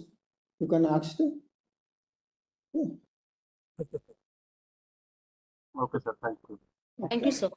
Okay. So the time.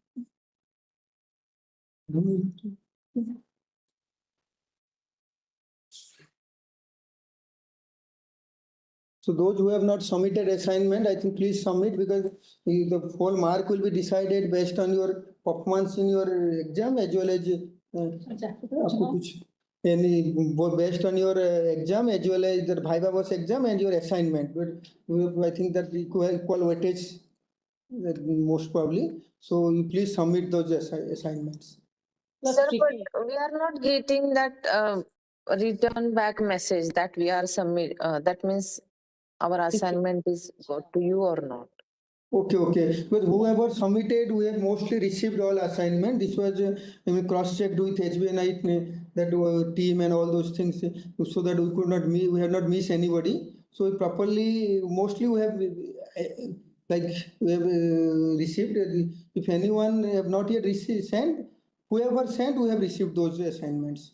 And I will talk to Binita Madam, if possible. We will give out the list who has submitted the assignment. That list in Monday or Tuesday we will try to share with all of you.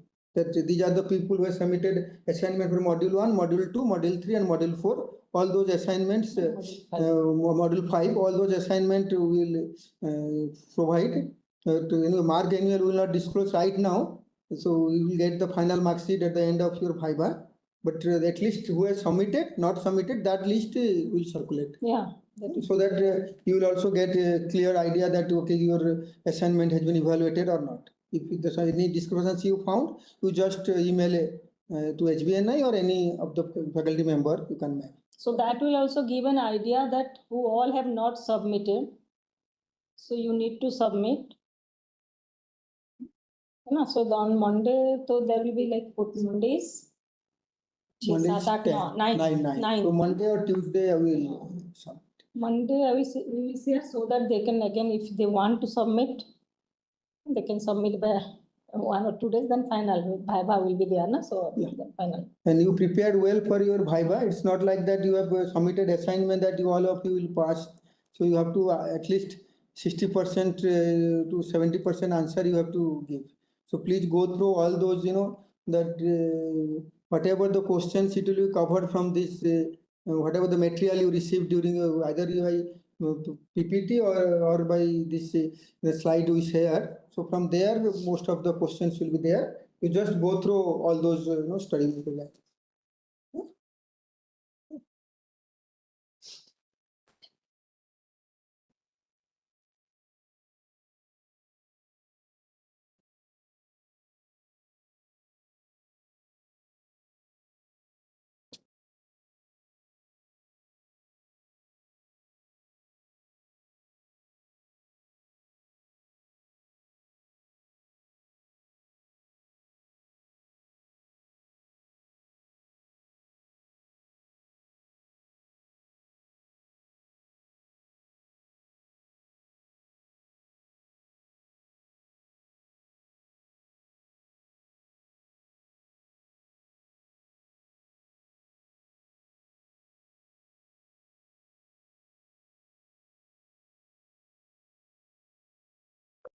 Hello, Vinita ma'am is there? Yeah, Binita madam will join in, I think another 10-15 minutes she will join. Okay, because we have some queries regarding Viva fees and Okay, about okay. the She, she, attendance. she will join in next 10 to 15 minutes. She's on Okay, the sir. way. Okay. So then you can raise all those questions.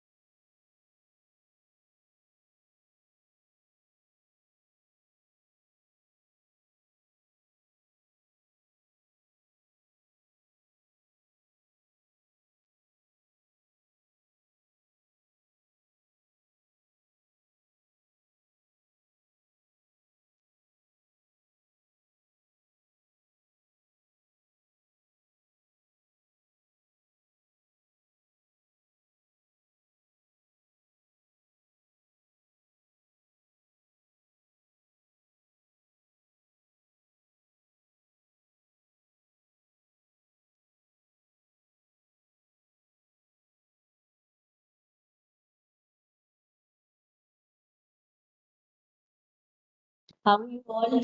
Hello. Good evening. Good evening, ma'am. How are you all? We are fine. How are you, ma'am? All good, all good. So, this is your last lecture. I mean, this was not supposed to be the last lecture, but of course, I wish everybody had been a little more punctual. That would have saved you and us some hours. But yeah, so I hope you had some time with all the lecturers. Uh, Yes, am I ma'am. audible and visible? Yes, ma'am. Okay, great. So what I would do is, because we have only this stipulated 25 minutes to 30 minutes, if there is any question that you would want to ask from the first part, you're most welcome to do so. Otherwise, what I have planned is, the assignment I gave you, of course, everybody had, their corrects and their incorrects, but there were 3, 4 questions which were invariably incorrect, barring 1 or 2 people, which are simple concepts and we discussed them in details. So I thought if there is no question from your side, maybe we can go through those points if that is okay for you. So I'll wait for a minute for you to type in the chat box if you have any specific doubt that you would want to clear, or else we will go the way I have planned.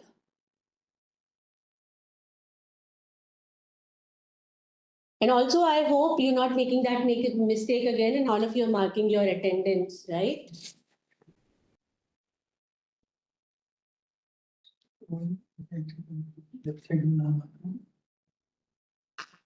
So take a minute to decide, to think about if there's any particular question that you would want to ask. Otherwise, we can discuss the concepts that I thought I can revise with you, given your response on the assignment.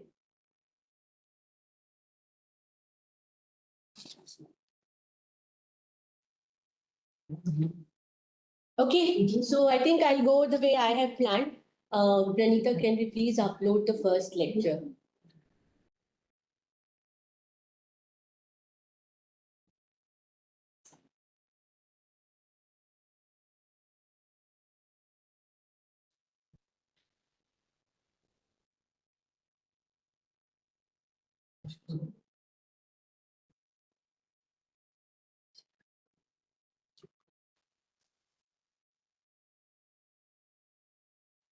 Okay, so if you remembered, there was something wherein I asked about number of lattice points in, there were 2 different questions, number of lattice point in the HCP unit cell and number of lattice point in the nickel arsenide unit cell. So there, everybody, the nickel arsenide, everybody, not even a single person marked it correctly, despite the fact you have resources and you have, Google at your fingertips. So I thought, let me just clear those little points that we can talk about. Okay. So let's start with CCP and HCP. Again, the simplest thing you can talk about in general materials chemistry. But I guess it's a simple things that make it difficult, right? Okay, just give me. Okay, so we know there are 2 types of closed pack structures. We talked about it, CCP and HCP. And the difference between, I will not go into the details again, but CCP is your ABC kind of layer and HCP is AB kind. And how does the difference arise? So if this is the, are you able to see the cursor when I move it? Pen say the stylus, okay. Okay, so we have this arrangement of spherical circular balls because we are talking about 2D, okay? And this is in the, let's say we consider them spheres and they are placed in a 2D arrangement. Now that is the best possible packing you can achieve, right? Now, as we can see, there are 2 types of triangular interstices available here. One is triangle, those are pointing upwards, and the triangle, those are pointing downwards. Only these type of interstices will be available if you have very closely packed your 2-dimensional layer. Now, I want to place a second layer over it, right? So this is how it looks like. Let's say I assume that I'm putting all my spheres in the second layer on the interstices which are pointing upward. That is interstices type 1. Okay. You definitely cannot put it on both of them because that's not possible, right? So we get something like this. Okay. Now from here you have two options. Now this second layer will also have two types of interstices, triangles pointing downward and upward. Now on this also, if you put the third layer on the triangles pointing upward, that is like in the previous case, you will get hexagonal packing, means your third layer will be exactly above the first layer. So you get this. However, if you choose the second type of interstices, that is 2, you will get 1, 2, 3.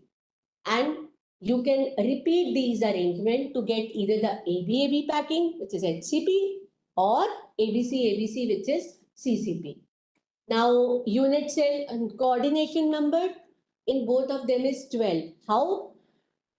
Look at this, okay? Just concentrate on any one sphere of your choice. How many do you have in the same layer? 1, 2, 3, 4, 5, 6, okay? And if I'm choosing interstices pointing upward, then there would be 3 spheres on top of this, 1 and 2 and 3. Similarly, 3 downwards. If it is ABC, those would be pointing downwards, ABAB pointing upward in the similar direction. So coordination number 6 plus 3, 9 plus 3, 12 in both HCP and CCP. Now, let's look at the unit cell of HCP. This is where I was planning to get into, okay? This is how you can,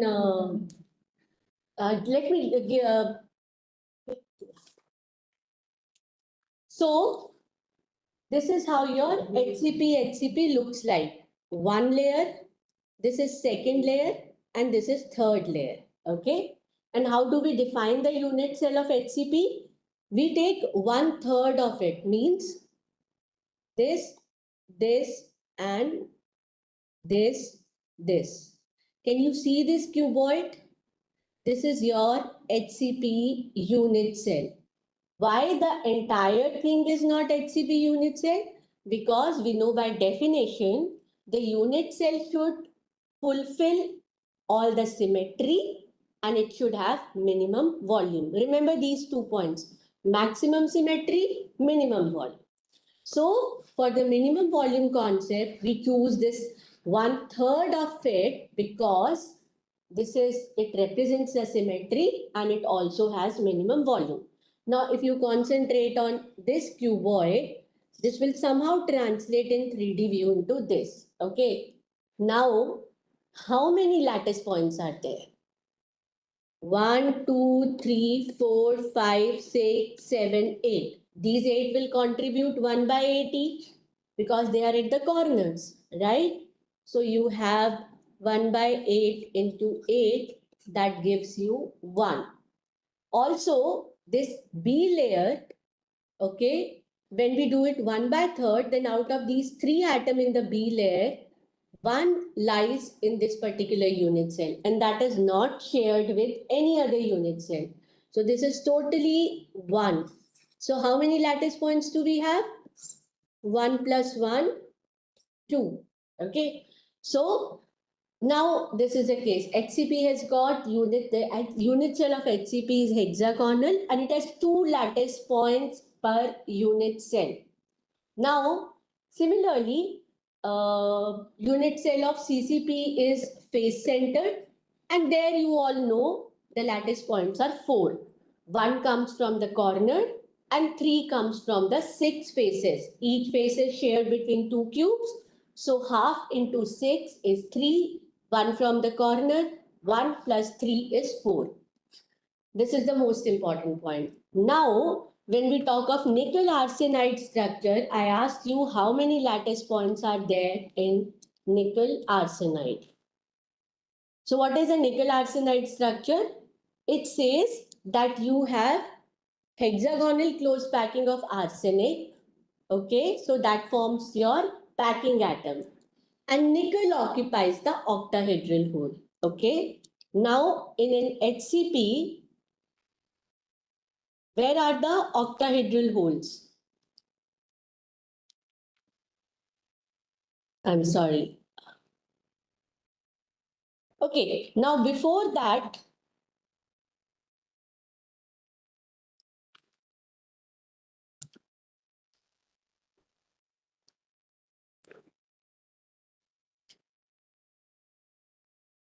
okay, let's just look at here. Before that, what was I saying? Yeah. So when we count the number of tetrahedral hole in the closed packing, suppose there are n number of atoms, then number of tetrahedral holes are 2n. We have talked about it. Double the number of your lattice points. And when this is number of tetrahedral holes. Similarly, if your number of atoms are n, the lattice atoms, then the octahedral holes are n. Always remember this, okay? And now I ask you, so when I tell you that the HCP unit cell has got how many lattice point? 2. We just talked about it, right? Okay, so how many octahedral holes would be there? 2. It is as simple as that. And when we talk about nickel arsenide structure, it is hexagonal close packing of arsenic. Okay, that means the unit cell is formed by arsenic and nickel occupies the octahedral holes. Now, how many lattice points were there in the HCP of arsenic? 2. If the nickel is occupying the octahedral hole, then how many nickel are there? 2. Okay, so the total number of lattice point in the unit cell of nickel arsenide is 4. Everybody wrote 2. So I thought I'll just make this clear. This was probably the simplest thing that we talked. That was the first lecture. So I think it's a good idea to have clarity over these small things. So I hope you will remember, if I'm talking about nickel arsenide structure, the number of lattice point in hexagonal close packing is 2, which implies the number of octahedral holes in the HCP unit cell is 2. Now, if I ask you about the number of lattice points in nickel arsenide lattice, so arsenic is forming HCP, so it has 2 lattice points corresponding to arsenic position, and nickel is occupying the octahedral hole, so there are 2 lattice points corresponding to nickel position, so you have 4 lattice points. Okay, so that was the first thing that I wanted to clear with you, and of course the number of tetrahedral and octahedral hole. Also, there was a question about if you want to visualize the zinc blende structure, ZNS, how do you visualize in terms of the space sharing polyhedra? I told you that when we want to study the structure, there are various ways by which we can imagine or see the structure. One is what is the unit cell, what is the lattice type, or what is the closed packing. And also when we want to visualize it in 3 dimensions, we prefer viewing it in terms of the space sharing polyhedra. Like how are they sharing, whether they're sharing corners. First, what is the kind of polyhedra? Whether it is an octahedra or a tetrahedra, or and how are they linked with each other, whether they're sharing corners, whether they're sharing edges or faces, and so on. So I thought let us just revise the 3 common structure in terms of their space sharing polyhedra. Okay, yeah, just one sec. I'll just break for a minute. Pranita, can we just mute it?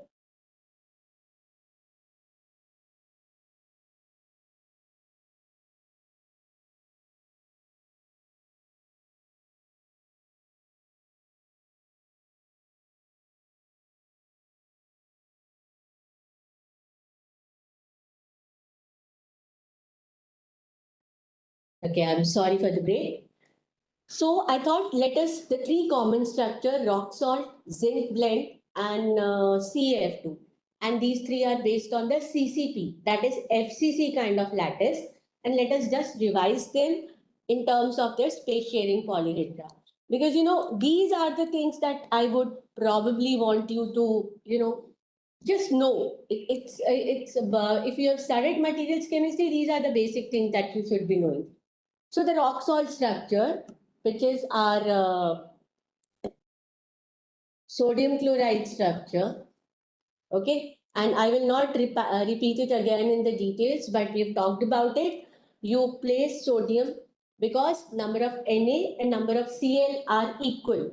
So you can, ideally when we want to describe the structure, we say you form a lattice by the anions and the holes you fill by cations. But if the number of anions and cations are same, their coordination polyhedra would be same, and then we can interchange. However, NaCl is 1:1 compound, 1 Na to 1 Cl. If you had CaF2, which is 1:2, or AlCl3, 1:3, then you have to be very sure about what ion you are making the lattice with and what ions you are putting in the voids, tetrahedral or octahedral. I hope that is clear. Just revising it, I suppose I am putting Na at the, or chlorine at the face-centered position. And face-centered position, when I say, which means corners and center of 6 faces. Okay. So here my chloride come, the pink colored ball, and the smaller sodium ball will then occupy octahedral hole. Octahedral hole in your FCC lattice lies at the body center and the edge centers. Okay, so these 12 edges. I will not count the atoms for you, but there are 4 chlorine and 4 Na. Now I want you to visualize it in terms of polyhedra. Okay, so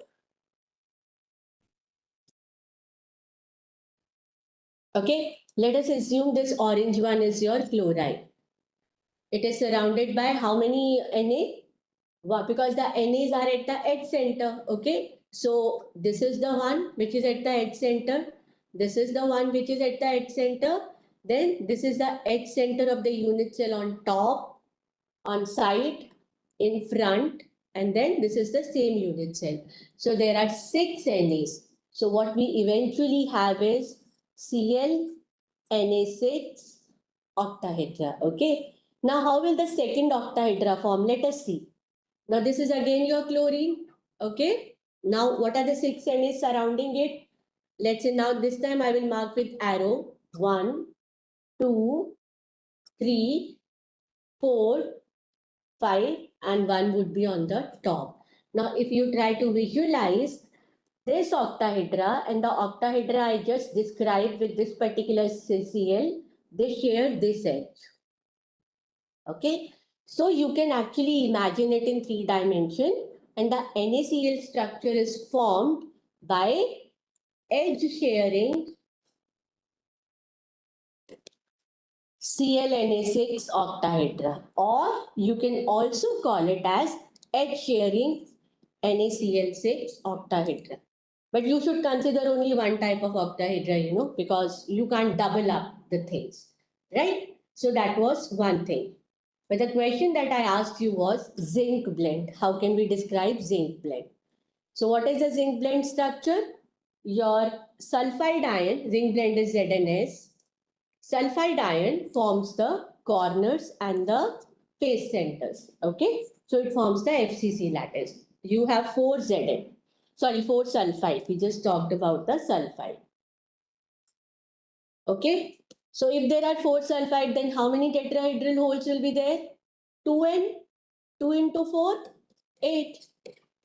But I have in my formula zinc and sulfur in equivalent amounts, equal number of atoms are there. So I have to fill, where are the tetrahedral hole? If I divide the bigger cube into small 8 octants, 4 small cubes on the top, 4 small cubes at the bottom, center of each of those cubes will be a tetrahedral hole. But now, because I have only 4 sulfide, I can fill it with 4 zinc. So how are they filled? Okay, assume 4 small cubes on the top, only 2 of them will be occupied, in a way that if this one is occupied at the back, this one would be in the front. Because this is in the front, this is at the back, and then this is at the front. Okay, so it's like even the filling is like the tetrahedra. I don't know whether you're able to see my video or not, but it is something like if I try to join those tetrahedral hole, it will be like this. So this line, and then one at the back and one at this, and this is the position of the tetrahedral holes. And now if you see, if you want to imagine this structure, this is actually, it can be described as ZnSO4 tetrahedra, okay, sharing corners. This was the question I asked. How can you visualize the ZnS structure in terms of space sharing polyhedra?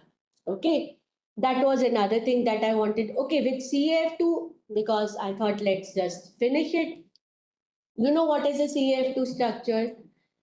Calcium in the corner, and because now you have 2 fluorine for each calcium, that means now all the 8 tetrahedral holes are occupied. And this is how it looks like. But here, because now all the eight tetrahedral holes are occupied, you can describe the structure as it as a 3D network of edge sharing. This is NaO4. Okay, so 3D network of edge sharing FCA4 tetrahedra. Now they'll be sharing edges because all of them are occupied. They're closely placed. Okay, so that was the third thing. Then I had given one question which said that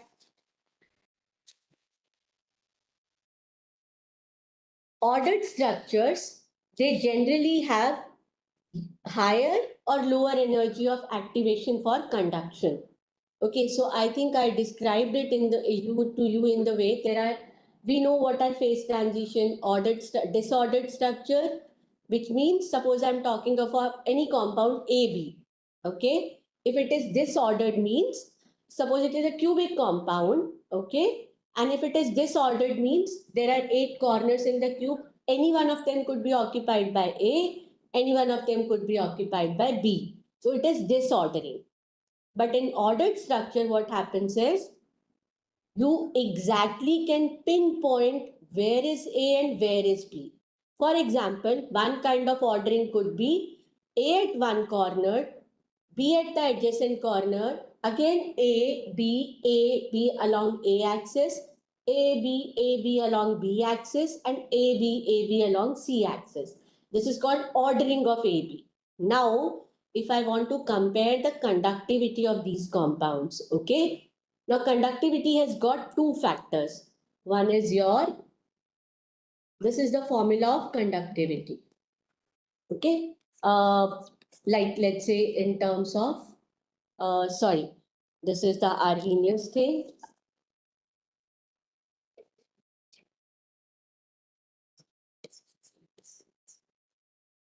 This is your conductivity. This is, now what will it depend upon? Even if I don't go into the formula, it will depend upon what is the charge carrier, that means the charge on that particular carrier which is carrying the current. How many of them are there? The more the number of charge carriers, more is the conductivity. Because what is conduction? It is the movement of charge carriers. And the third term is mobility. How free are your charge carriers to move? Do they face hindrance? Do they not face hindrance? Do they have clear pathway?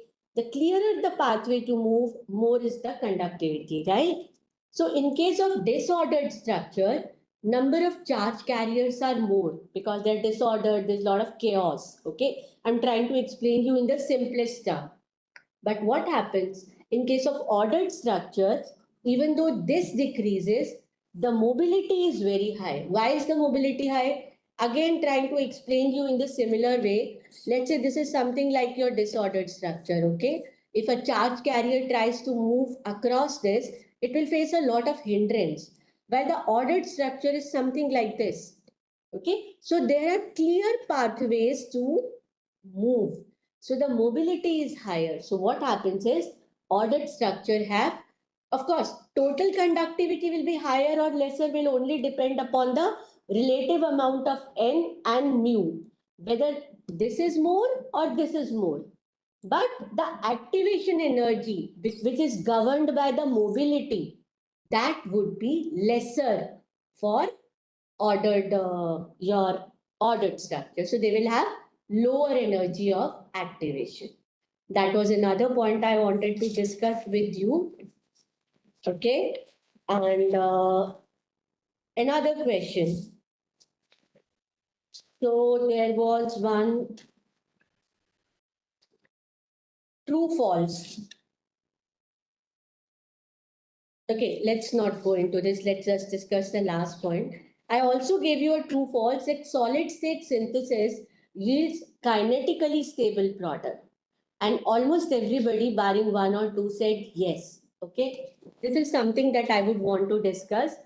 What happens in the solid state synthesis? We take reactant, we mix them, grind them, make pellets, and heat them at very high temperature. So whenever very high temperature could be, of course, it will depend upon the reactants, but they could be order of higher than 1000, 1200, 14 and 1400 and so on. Now whenever, and then pellets are heated up to a particular higher temperature and then they're cooled down. Okay. So whenever you are going to high temperature synthesis, whatever product you will obtain, they will be thermodynamically stable product. Okay. Whatever thermodynamic permits, only those products would be obtained to you. And whereas in case of now, what actually is so first thing first, this answer was false. Solid state synthesis always yields thermodynamically stable product. Okay. Now, just to make it clear, I understand some of you might not be clear about what is kinetically stable product. So, what is kinetically stable product? Okay. Now, since the time we start studying science, we are taught a potential energy curve wherein we have something called a maxima and a minima, right? So whatever we say is present at the global minima, that is what thermodynamics allows, because thermodynamics always says that the energy of the system would be minimized. But sometimes what might happen is there could be another minima which will have higher energy than the global minima with a small minima. Okay. Now, for example, and the crystalline phase, the polymorph that exists, which is corresponding to this particular energy level, is metastable. Why? Because it has higher energy as compared to what the most stable compound can have. Okay. Now, suppose I want to obtain only this product. If I go by high temperature synthesis, solid state synthesis, I will not observe this because it will always give me thermodynamically stable product. However, if I am able to carry out my reaction under extreme conditions, let's say I expose it to radiation, or I heat it at very high temperature and suddenly cool it, or I apply a lot of pressure, or I make the reaction to happen very fast. Okay. Now, these are some of the situations in which there is a possibility that this energy of your system is trapped in here, and you get a product corresponding to this particular energy, and with that is you obtain a metastable product. But that you have obtained because you tuned your condition. Okay, by not controlling the thermodynamics, but you control the kinetics. You actually controlled what pathways your reaction should take. And that is why these kind of products are called kinetically stable. They are not supposed to exist by the laws of thermodynamics, but somehow you tuned the rate of the reaction so that you obtain that. That is why solid state synthesis give you thermodynamically stable product. However, if you are able to tune your synthesis route, there's a possibility to obtain metastable phases by kinetically controlling it. Okay. So these were the few points that I wanted to discuss. And if there is anything that you would want to ask, please put it in the chat box. Any query regarding Viva or something that you would want me to talk about. Okay.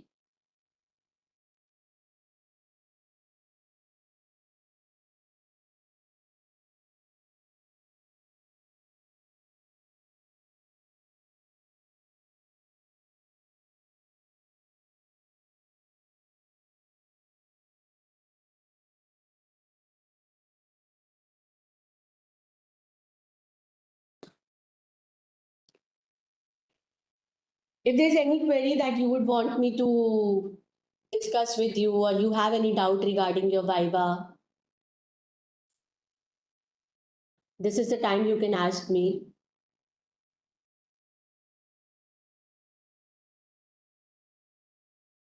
Okay, that is a very specific query. The 1T and 2H phases of molysulfide. Molysulfide is a layered oxide, okay, wherein depending upon the layering, you get different phases. This, you are, I don't know what's your name, but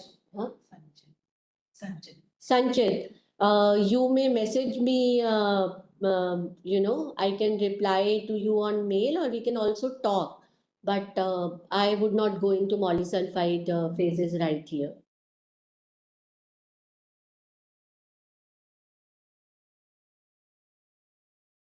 But I would be very happy to answer this. Molysulfide is a very important material for battery applications and other things because of the typical layered structure that it possesses.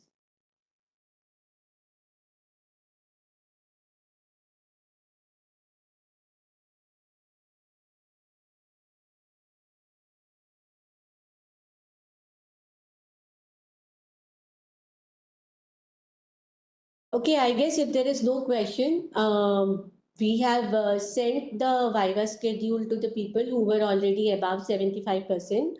And then we would be making a schedule for everybody who is present here, those who have attended. So I think you should be getting your, Madhuri, I'm telling you the same.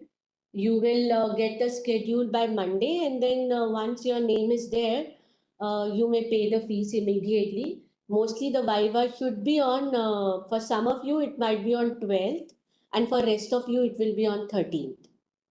Okay?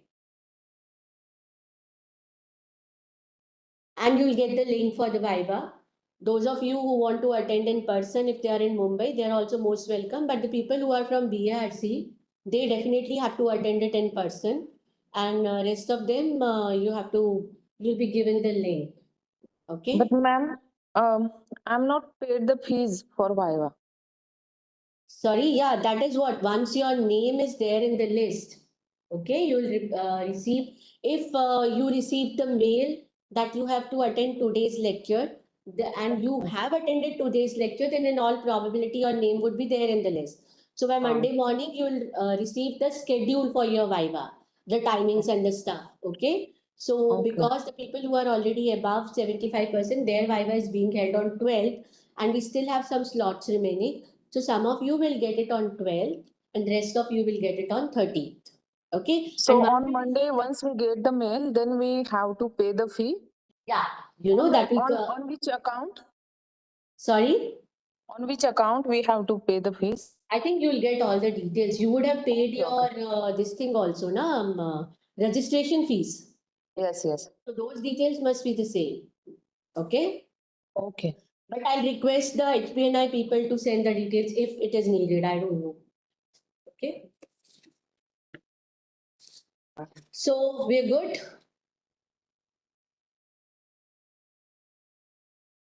Okay then. I hope all of you do very well.